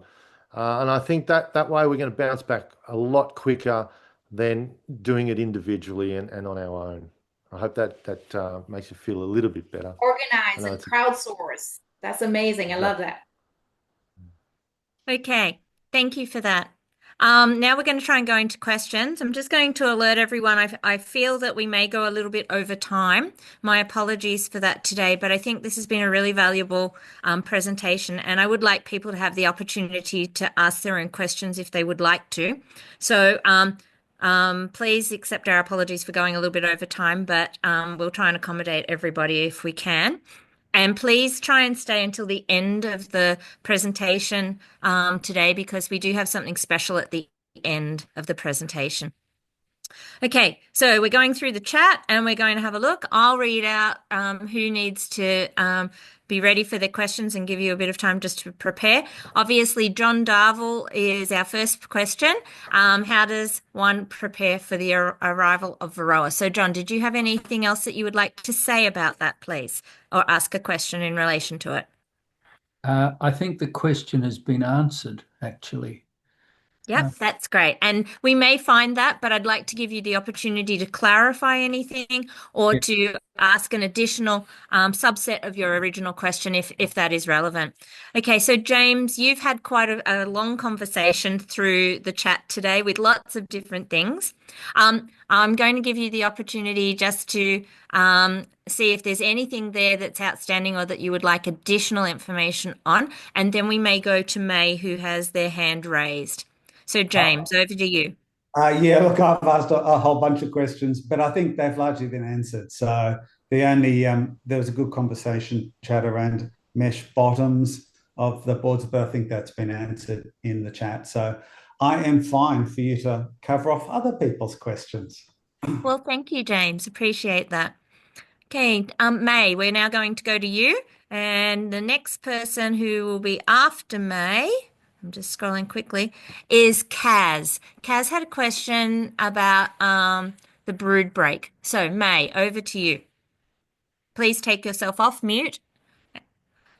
Oh, There we hi. go. Somehow the camera doesn't work. That's all right. Okay, I came across the EcoFloor recently, and I was just wondering, does that help to strengthen the health of the colony if you put in an EcoFloor? So that's the Phil Chandler experiments with EcoFloors, I believe, with basically they're mimicking what happens in natural cavities of trees where you have a lot of debris and possibly pseudoscorpions, earwigs, all kinds of things living underneath the nest of the bees. I do not know if Les has any experience with that. I know I don't. I'm not sure if it would hurt. I'm not sure if it would help either. Okay, probably worth trying then. It's worth trying. So that's the other thing. You want to always kind of experiment and see within the context of what I talked about of what can have potentially a negative impact on your colonies and whatever could be lowering artificially the pests through things that wouldn't happen otherwise in nature, which then would be considered a treatment, right? So if it happens in nature, then it's fair game, kind of a thing, the way I'm looking at it. Okay, thank you. Thank you, Nathalie. Adrian, did you have something to say on that? Yeah, May. What I've heard recently about that eco floors is that the bees tend to propolize over everything on the floor, and it dries out. It seems to dry out. It's not a tree cavity, so there's no moisture coming into the hive in that sense. So it tends to dry out and get really crisp. The scorpions don't live there anymore. They need that moisture, and also the earwigs, and then the bees propolize the whole, all the litter down to the ground. So I know Phil Chandler had some success with it for a while, but then started experiencing that issue. So hopefully that might answer your question. Okay, yeah, thank you. Fantastic. Thank you. Okay, so Kaz, you had two questions or two comments, and I think they're really valid things to raise. One was about the brood break, and one was about a question for Les. So if you'd like to ask those now, and take yourself off mute. And then the next person is Na, who wanted to ask about essential oils. So please go ahead, Kaz. Yeah, thanks, Shelby. Actually, I can't kind of remember exactly my questions, but I think one thing that we can focus on, particularly our small beekeepers, is just getting out of one of the most important lessons from this talk is getting out of the way of the bees. And there are just some things that seem to me pretty obvious that we might not have thought of. The bees just don't live clustered together with other colonies in the wild. So we might have our bees too close together, or we might have too many bees in an area for the forage that's available. So making sure we're not crowding our apiaries. Also, I know as a beekeeper, when you first start off, like you just love going into the hive and seeing what's happening. It's all really fascinating. It's great. But clearly that doesn't happen in the wild. They're not having their propolized home broken apart on a regular basis. So I think things like, the amount of inspections that we do, the amount of honey that we take, and in particular hive design. Like I'm down here in Tasmania, and it's pretty clear that Langs are kind of the worst hive design. To me, it's like industrial beekeeping, factory farming of bees. So I think, we can just give them a better home, get out of their way, and not fiddle and meddle. I mean, it's really sad. Nobody wants their bees to die. But I love Adrian's idea of creating networks of local natural beekeepers so that we just can share the genetics around. So basically, what I'm sort of interested in is something that I didn't raise, which is how do we as small time beekeepers have any impact whatsoever on commercial beekeeping practices? This is the problem for us in Tasmania. We don't have Varroa yet. Obviously, we'll end up with it. But we do have a lot of natural beekeepers here and people experimenting with Lazutins and Warrays and all different log hives and things like that. But what kind of things can we do to try to impact on commercial beekeeping seems a bit of an impossible task. What can we do to just give the bees the best possible chance without getting in their way and interfering? And then basically, I love Adrian's idea of creating communities of beekeepers to share the survivor genetics. So yeah, that probably wasn't any of my original questions. It was. You actually covered your original questions. I've just gone back and double checked in the chat, so that's all good. Great, thanks, Shelby. And the extra thing about the commercial stuff that was new. So do any of our presenters today want to talk about that? Thank you, Nathalie. Real quick about how you can possibly influence the large commercial beekeepers. You vote with your dollars. You basically put the selective pressure on them by not buying their treated bees and relying on survivor stock and your network, your crowdsourcing. That Adrian's idea was amazing. Just kind of and also spread the message, educate people. Don't be afraid to speak up. And don't be intimidated by people who will try to push you down to stop talking about treatment-free beekeeping. That can be quite uncomfortable. But if you are educated through the main talking points from that crowd, then you can kind of like go back to the main focus is selecting for fitness, basically colony survival. And there's nothing that they can say in the end that will go around that because that's what nature does. And that's the stronger selective pressure. And the other thing I wanted to mention real quick, one of the things you can do if all your bees die is freeze your comb before the wax moths get it so that you can help, potentially reuse it and give some other colonies a little bit of a head start and lower their pressure that way, not through mite population decrease, but through a little bit of a head start.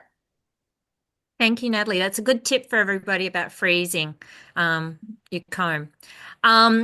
So now you had two things that you wanted to ask. One was about essential oils, and I think from Nathalie's lovely presentation on explaining about treatment free, that essential oils sadly are not allowed in treatment free. But of course, if you choose to use essential oils, you can certainly do that if you choose to do that. But you also ask, when's the best time to do a brood break in Australia? It's a big country. It is. So, Adrian, we might go to you for that. Okay, so yeah, it is a big country, John. Um, it depends really where you are and what the season's doing. Generally speaking, if we're looking, May, I think you're in WA, it says there, in Western Australia, south, north. That's a big side of the country. It's half of Australia. Um, so if we're up in the northern hemisphere, right up, sorry, not northern hemisphere, we're up in the northern part of Australia, then we're looking at more of a tropical area. So bees are going to be going into their dearth during the rainy season, right? And I guess what I've been reading, the best time to do a brood break is when there's that increase of when the drone brood starts to come in. Is that correct, Les or Natalie? Well, And then you can do. Remember Sorry? that's a treatment, but if you are one, and so in this way you get in the way of natural selection. But bird breaks, the bees will go through their own natural bird breaks and through swarming and the making of a new queen, and also through interruption of brooding during dearths. So the goal is to allow those brood breaks to happen, not necessarily to force brood breaks through queen caging or anything like that. but if there's a time when they naturally decrease the population, because honeybees increase the population when there's a lot of flowers. Often they decrease it when there's not very many flowers. And some will stop it completely. They'll make their own natural brood break, and some will just go way down. And so you would just be following their natural cycle, watching them by checking on, are they brooding up or are they contracting? They're brooding up, don't get in their way, don't that's a terrible time to cage the queen or whatever.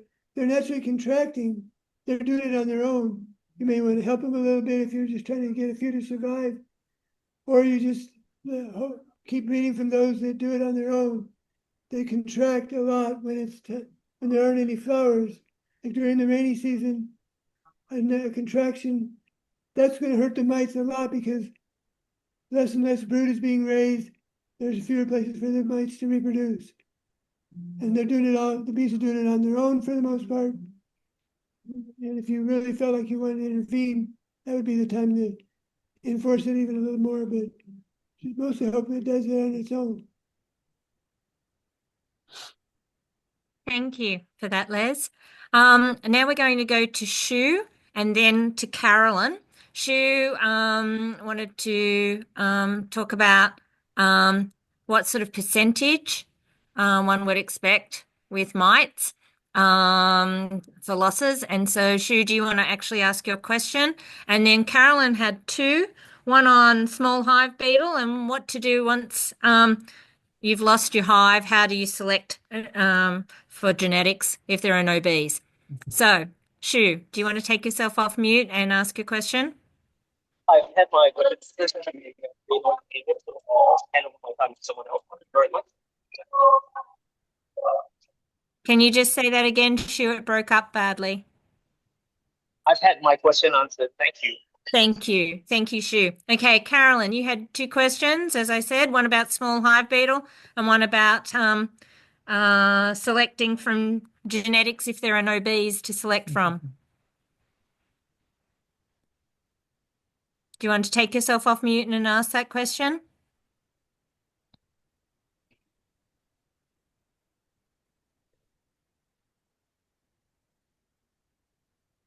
Maybe one of our presenters can actually answer what we do if you lose all your hives.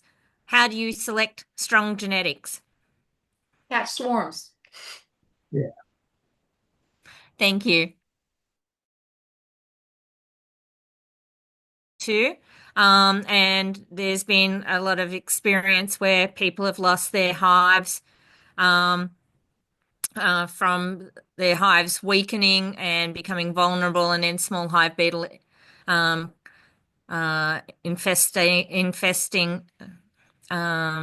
an infestation in the hive.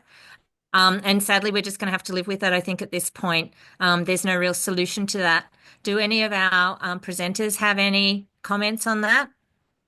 Yes. I'd say that if small hive beetles clean up and comb that the bees can't protect, so you leave too much comb and the bees contract. The comb is left behind. If they can't protect it there, the beetles will destroy it and often make the hive abscond because it smells so bad. So I would try to remove any comb. I could harvest some honey if there's a bunch of combs. We 1 year left too much honey. We lost some of that to the hive beetle. So now we know we should harvest it or give it to other bees. You can't leave the bees more comb than they can protect. The compression of the colony onto a smaller amount of comb, increasing the ratio of bees to comb, also helps colonies feel less stressed and really helps out, even with parasitic mite syndrome and things like that. I found that putting them like a normal size colony on a 4 to 5 combs and just kind of letting them kind of feel crowded, not only will let them feel better, they'll be less stressed out, but potentially also congest them into wanting to swarm, which at one point they're going to get a bird break anyway and new queen, and you're going to have one more colony, right? So there's another consideration. Adrian?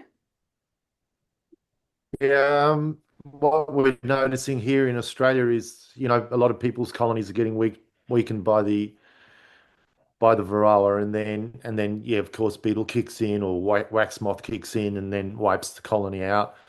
When I looked through my hives that I lost in Bermagui a couple of weeks ago, what I did notice that the colony hadn't been slimed out by the beetle yet. I mean, I probably got there just in the right amount of time. The bees have absconded, so that means they've left, right? Their numbers reduced right down, and then they took off. They've gone to find a better pasture if they can get that. Now that's creating a forced brood break by them absconding, leaving behind all that brood full of mites. They've taken off. Sure, they've carried some mites with them, but mites are in the area anyway, so it's not going to really change much in that sense. And that colony now is sitting in a tree somewhere, in a cavity, and because it's winter, there's no build-up periods. They're not able to build comb, so they're not able to create brood or a little bit of brood if they're going to have any. And that's creating that natural brood break, that natural cycle of that break in the cycle. So that colony now, as spring's going to come around, is going to be able to thrive, and hopefully they would have learnt from something in dealing with the Varroa that just infested their hives. Now that was an interesting observation. I thought about that because I got hammered on Facebook about making it somebody else's problem, creating mite bombs, etc., etc., etc. But if you look at it the other way around, that colony is not actually growing in numbers, sitting there now, creating a brood break, a natural brood break. Going back to the small hive beetle infestation, as Nathalie and Les just said, reducing it right down, giving them less space, really tucking them up. In winter, we should be doing that in winter anyway with our Kenyan hives, bringing them right down, making it small, just leaving enough honey for them to get through. And then further taking out any excess empty combs. That's what I do in the middle of winter. You probably can't do that in America because it's too cold. But here, down on the south coast of New South Wales, I do a midwinter inspection and I take out any empty comb cells, any empty honey cells. I take them out. Again, further reduce that colony. I keep those combs. I put them in the freezer overnight to kill any eggs from wax moth or beetle. And then I put them in storage tubs and reuse them in spring and put them back in the hive in spring when the build-up time's coming around.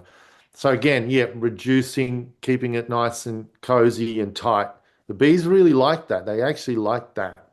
That's when they're living in a colony in a cavity, that you can see and they fill every part of. I don't know if any of you had the pleasure of looking inside of a broken branch that had bees living in it at some point, and getting the chainsaw and opening it up and really looking at that and studying that and understanding how they live in there. And they take up every square centimeter of space and put something in it. And they're quite amazing and they're compacted. So hopefully that answers the question a little bit.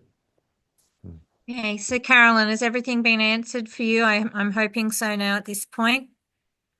I'd like to move on to Rod. Just had a very quick comment about the loss of bees in the US and wondered whether Treatment Free was impacting on that in any way. We didn't get directly impacted, right, Les? We didn't really lose anything in the US ourselves. We have strong resilient genetics.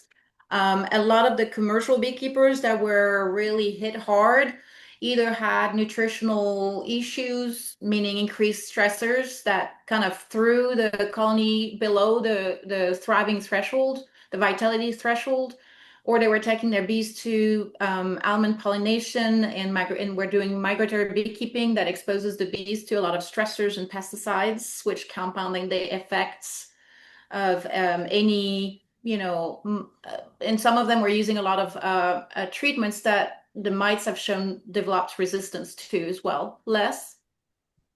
Yeah, it seemed like a lot of it was amitraz resistance. So they've been depending on amitraz now for too many years. The mites have become resistant to amitraz, and suddenly there's this huge loss of bees because they became overly dependent on one particular miticide. And we're running out of miticides. It means we're running out of chemical options. We have to find a biological solution to this problem. Chemistry is letting us down. So it sounds more like a pesticide problem or pesticide and chemical problem than anything else. Yeah, and when we became the big commercial beekeepers are overly dependent on a particular miticide that the mites have gotten resistant to, and it doesn't work anymore. It was very predictable. Yeah, no, that's understood. Thank you. You also had a question about, as a small beekeeper, what can I do? I only have 3 hives. So is there anything else that you would like to add to that? You're welcome to take yourself off mute. And then we will go to Danielle. And Michael, I see you have your hand raised. We'll go to you next after Na and Danielle. Na, did you want to take yourself off mute? Okay. Well, can a small beekeeper, what can a small beekeeper do? What are the things that they should do? Well, I like Adrian's network solution. Network with other small beekeepers, and then between a larger group of beekeepers, you'll come up with those few that are doing better than the others, and start breeding from them. Because your 3 are probably going to take a big hit. I predicted 3 out of 3 are probably going to die. You may get lucky, and then you'll be the one to report to the rest of your group, I got something that seems like it's surviving. But Adrian's idea of having networks is a great idea that you should work on together. By the way, is that the Russian queens now was asking about? If you band together and put pressure and just explain how that can really help out with speeding up the process of achieving survivorship and using, for example, the germplasm of this drone semen of Russian genetics that are proven to have strong resiliency to the mites. If you make that argument and you explain that properly to your authorities, and you all kind of like collectively get together as in a petition kind of a way, you might be able to get some traction. Because my understanding is right now there's a big fat no on that, right? Yeah. Michael has had a question for a long time. Yes. I will just go to Danielle first, if Danielle wants to ask her question at all, and then Michael is next. Can you hear me? Yes, I can, because I thought your question was really interesting. Which one? Okay, yeah, I'm just interested because from attending the DPI workshops and that sort of thing, they were talking about mite bombs and how in this kind of first stages that there'll be bees absconding because of high mite loads. But then we're talking about looking and selecting for good genetics. Is there like a year or two time frame where you wouldn't be collecting swarms? I used to collect swarms all the time just as a community service for people, but I started kind of staying away from it just because of potential pest loads. I guess if you're worried that the swarms might be full of mites that have just absconded, but I would always catch some. You'll find out quickly enough if they begin to thrive or if they quickly show reinfestation with mites. You'll find out pretty quickly. I mean, I always would try to catch swarms. And if it seems way out of season, that's a worry. If it's a season when normally they don't swarm, now you're getting these absconds. It's like Adrian said, they're going to be not being able to build up very much, and that's a heavy natural brood break, and they may not be able to survive it. But I'd still catch them and try, personally. Thank you. Okay, thanks, Danielle. Michael, over to you, and then we'll go to Phil. Yeah, thank you so much for providing that space, and also to the presenters. I live in northern New South Wales, which is near Byron Bay, basically, and subtropical area. Had around, till recently, around 50 Varroa hives and a few topper hives and lanes hive for educational purposes. So here we don't really get a brood break apart from the swarming in springtime. So it's a little bit difficult. So we don't have really also a huge hive contraction during winter, because we even have drones in winter. So we have a constant mite load here, or starting to have it anyway. So it is a little bit difficult, and as already mentioned also, that if the hive is weakened, then of course we have a huge, particularly through last summer, it was very wet, hive beetle population here. So I tried ecofloors once before. I looked at it, but because it actually started to be a breeding ground for hive beetles, so I actually quickly stopped it again. Right, so I wouldn't recommend it in warmer areas where there's a high population of hive beetles. So with natural selection here and letting bees breed, I have a question. Obviously in our area, which is an agricultural area, has a high number of commercial beekeepers. So even if I, which I do for years, of course, trying to find areas where there's not so much commercial beekeeping going on, but if natural requeening happens, then of course the gene pool that will come in is also from bred queens and so on. So I guess on one hand it will take much longer, I guess, to build up some natural resistance, but at the same time, because we don't really have a brood break here, it could speed it also up, because we have continuous swarming and regeneration of queens and so on. So it actually, the cycles work much quicker. So I wonder if there's any experience for any hotter areas, warm areas, subtropical areas in the States or even Hawaii, if that still takes 3 to 5 years, or as it happens faster. One question, the last question also. Nathalie, you mentioned about hive bombs. And of course, that's the threat that we all have been told here. Is that really a huge issue that we have to be concerned about in regard to, making it difficult for other beekeepers around? So thank you. To your point, and thank you for the question, Michael. To your point, the amount of colonies that are from treated apiaries will have a higher amount of stronger mites. And so that's what I call the treated colony, the treated mite bomb, if we're going to talk about that, but also the treated drone bomb, because like you alluded to, they're going to pollute your drone congregation areas with those unfit genetics. So it's going to make it that much harder for people to select for fitness and survivorship. So that is a concern that's actually in the United States. To give you an idea, 90% of beekeepers treat, because that's what we've been doing for 30 years, and we've been, pounded in that it's the only way to do this. And that means that there's a higher chance of having issues with those more virulent mites and those unfit drones that might have, dead or unviable sperm that disproportionately contribute to the spermatheca of your queens. Not only that, but they're unfit genetics. And so that's definitely an issue. However, the more people are doing treatment-free beekeeping, or the more the wild population bounces back from the initial invasion of the mites, the more that's going to be mitigated in a way. So I wouldn't despair. It's obviously going to be harder where you have a whole lot more treating commercial operations.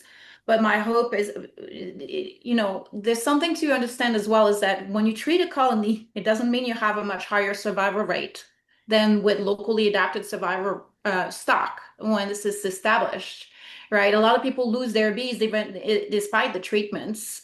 It's just kind of the approach that's been taken, and people are afraid of losing even more, I guess. But it's not a silver bullet, and it doesn't change anything.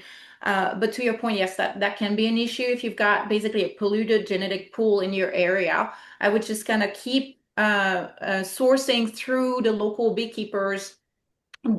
Adrian's idea was amazing, and it's just kind of create a crowdsource of kind on selecting for fitness. Perfect. Thank you. Thank you. Okay, Adrian, you might like to put in the chat the information for the link for the Natural Beekeeping Summit, if you're able to do that now, while we go to our very last question for today, so that then we can actually talk about the Beekeeping Summit and organize to finish off our event today. So, Phil, you had a question about surviving stock and whether they're aggressive or not. So would you like to ask your question? And that will be our last question for today. Please take yourself off mute, Phil, and ask your question if you would like to.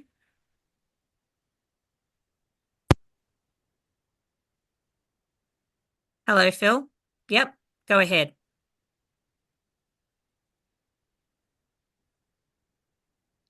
We can't hear you, Phil. You are off. You've taken yourself off mute, and you're able to speak if you want to. Otherwise, I might just ask the question.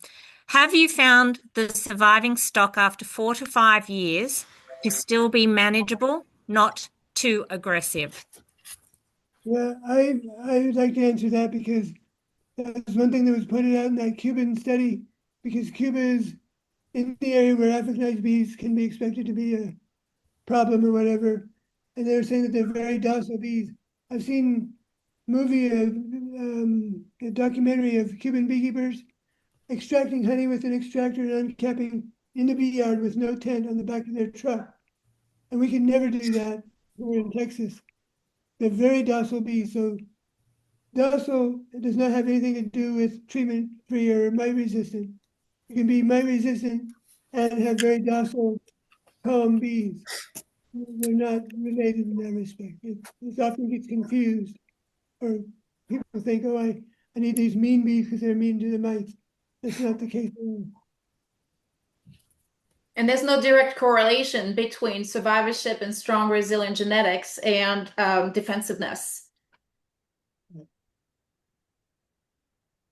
Thank you for that. Okay, so now what I'd like to do is to hand over to Adrian to quickly talk to us about the Natural Beekeeping Summit and tour, and then we'll organise to finish off the webinar shortly. Like I said, please stay around to the last moment because there is something special that we'll be sharing with you at the end. And my apologies for the webinar going over time today. Go ahead, Adrian. Take yourself off mute. Great. Thank you very much, Shelby. I was supposed to organise a bit of a slide with a link on it. I haven't done that. And I don't know how to do it. So, but basically, Les and well, Nathalie contacted me last year and a half ago, and said that they wanted to come over. Les and herself wanted to come over and do a bit of a tour here and talk about the Kenyan hive. And of course, I agreed. But coincidentally, Varroa was picked up, and I thought, well, let's coordinate this together. So we decided that we're doing a tour, and we're talking about the Kenyan hive, of course, and we're going to be doing workshops in the Central Coast, in Sydney, and in Canberra. But we're also going to be doing talks, evening talks, again, Central Coast, Sydney, Canberra, and in Mullumbimby. Again, a workshop in Mullumbimby as well, or near Mullumbimby, in Wilson's Creek anyway. We will share, I'm pretty sure Shelby or Julie will be able to share the link on this page, on the Varroa page, on the Varroa Warriors page, for us, please. Basically, there's also in that tour there's a natural beekeeping summit.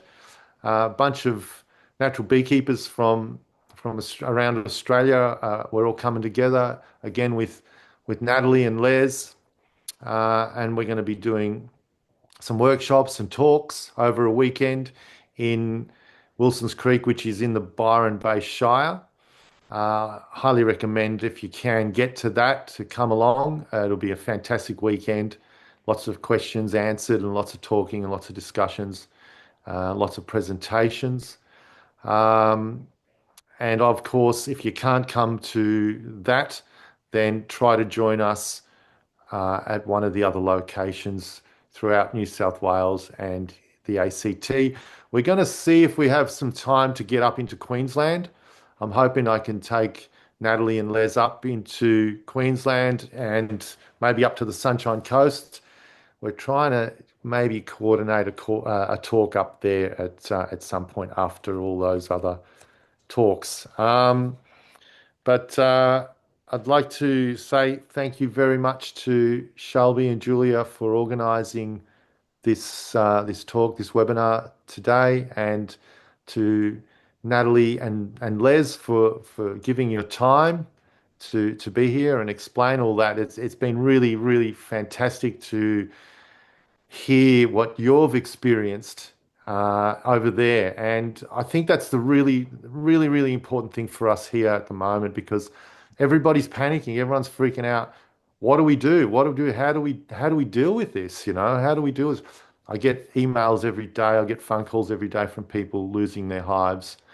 And I've lost all of my hives, but I was expecting that. And I just want to say to everyone that that's just part of the deal, and we need to just sit tight. The bees have got this.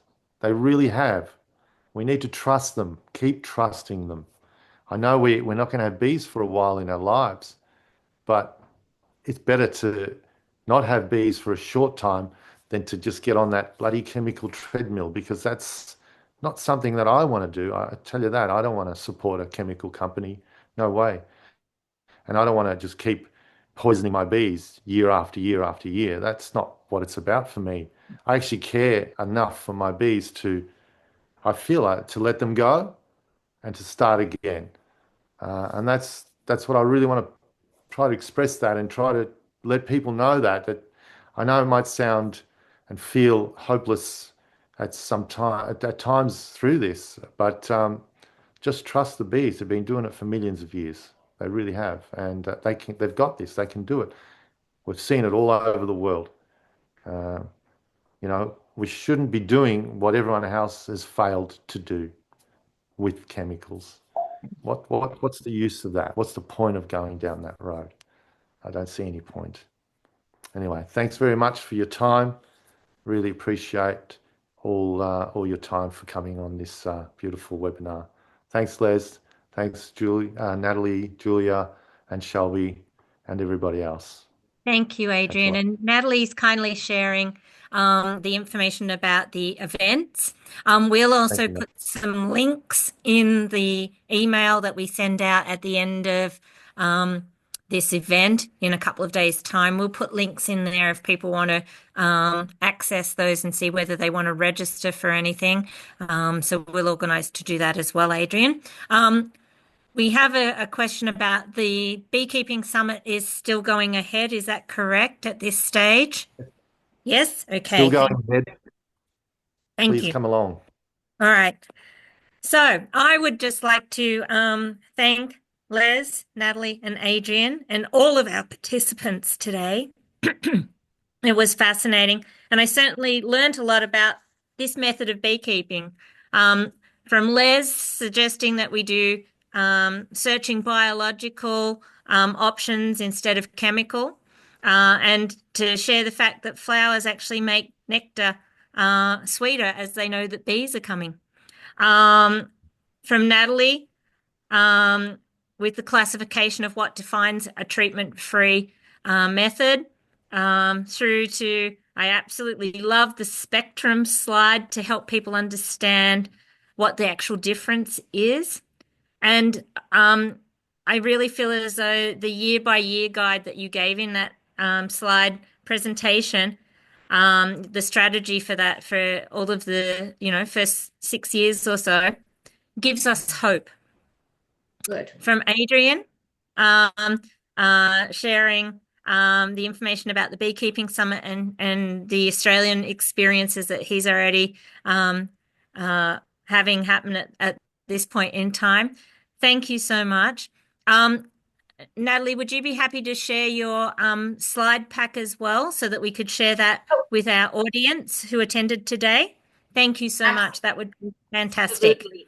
And I apologize, it's a little combobulated. I created it, like really quick. So hopefully it has a flow that's understandable, but I'm happy to share it as a PDF for everybody. Yep, that would be amazing. Thank you so much. So we look forward to meeting up with you again at one of our webinars. You can check when they are scheduled by joining Be Natural Beekeepers Varroa Warriors Facebook page and accessing our events tab.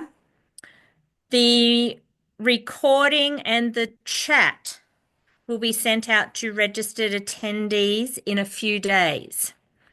And we are now going to mute. Oh, May, you have a quick question. Please be quick. Not a question, but if people want to keep the copy of the chat, if they go to the top, there are 3 dots and you click on it. Yes, and we'll you can save the chat.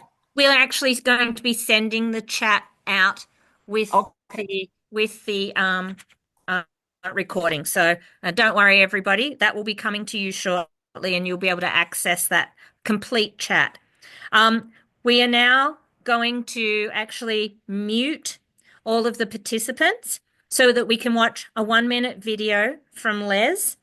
And as soon as the video finishes, the webinar will be closed. If you want to say any other comments in the chat, you're welcome to right now. But at the end of the 1 minute, the webinar will be closed. I'd just like to thank everybody for their participation today, and thank you so much. I want to thank everyone for the opportunity. We're really thrilled. Thank you. Thank you. Thank you.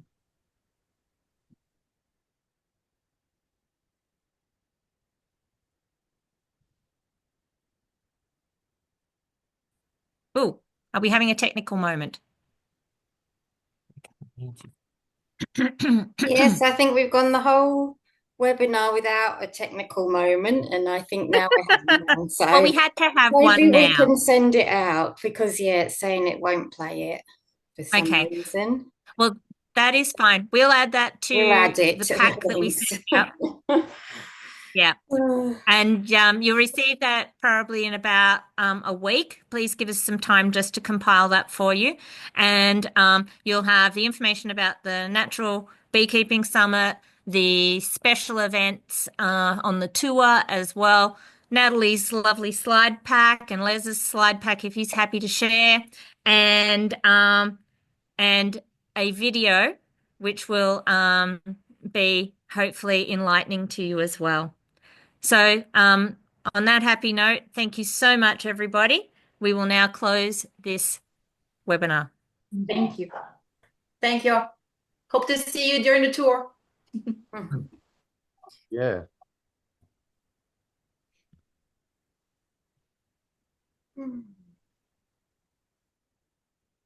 Thank you, ladies, by the way. You were amazing. Really appreciate you guys. Thank you. Thank you. It was amazing. Thanks for putting this together. Very good. Thanks, everybody. Bye. See you. Bye. We'll see you on the other soon. side. See you soon in Australia. Yes, meet you in person. Awesome. Yeah, that would be so good.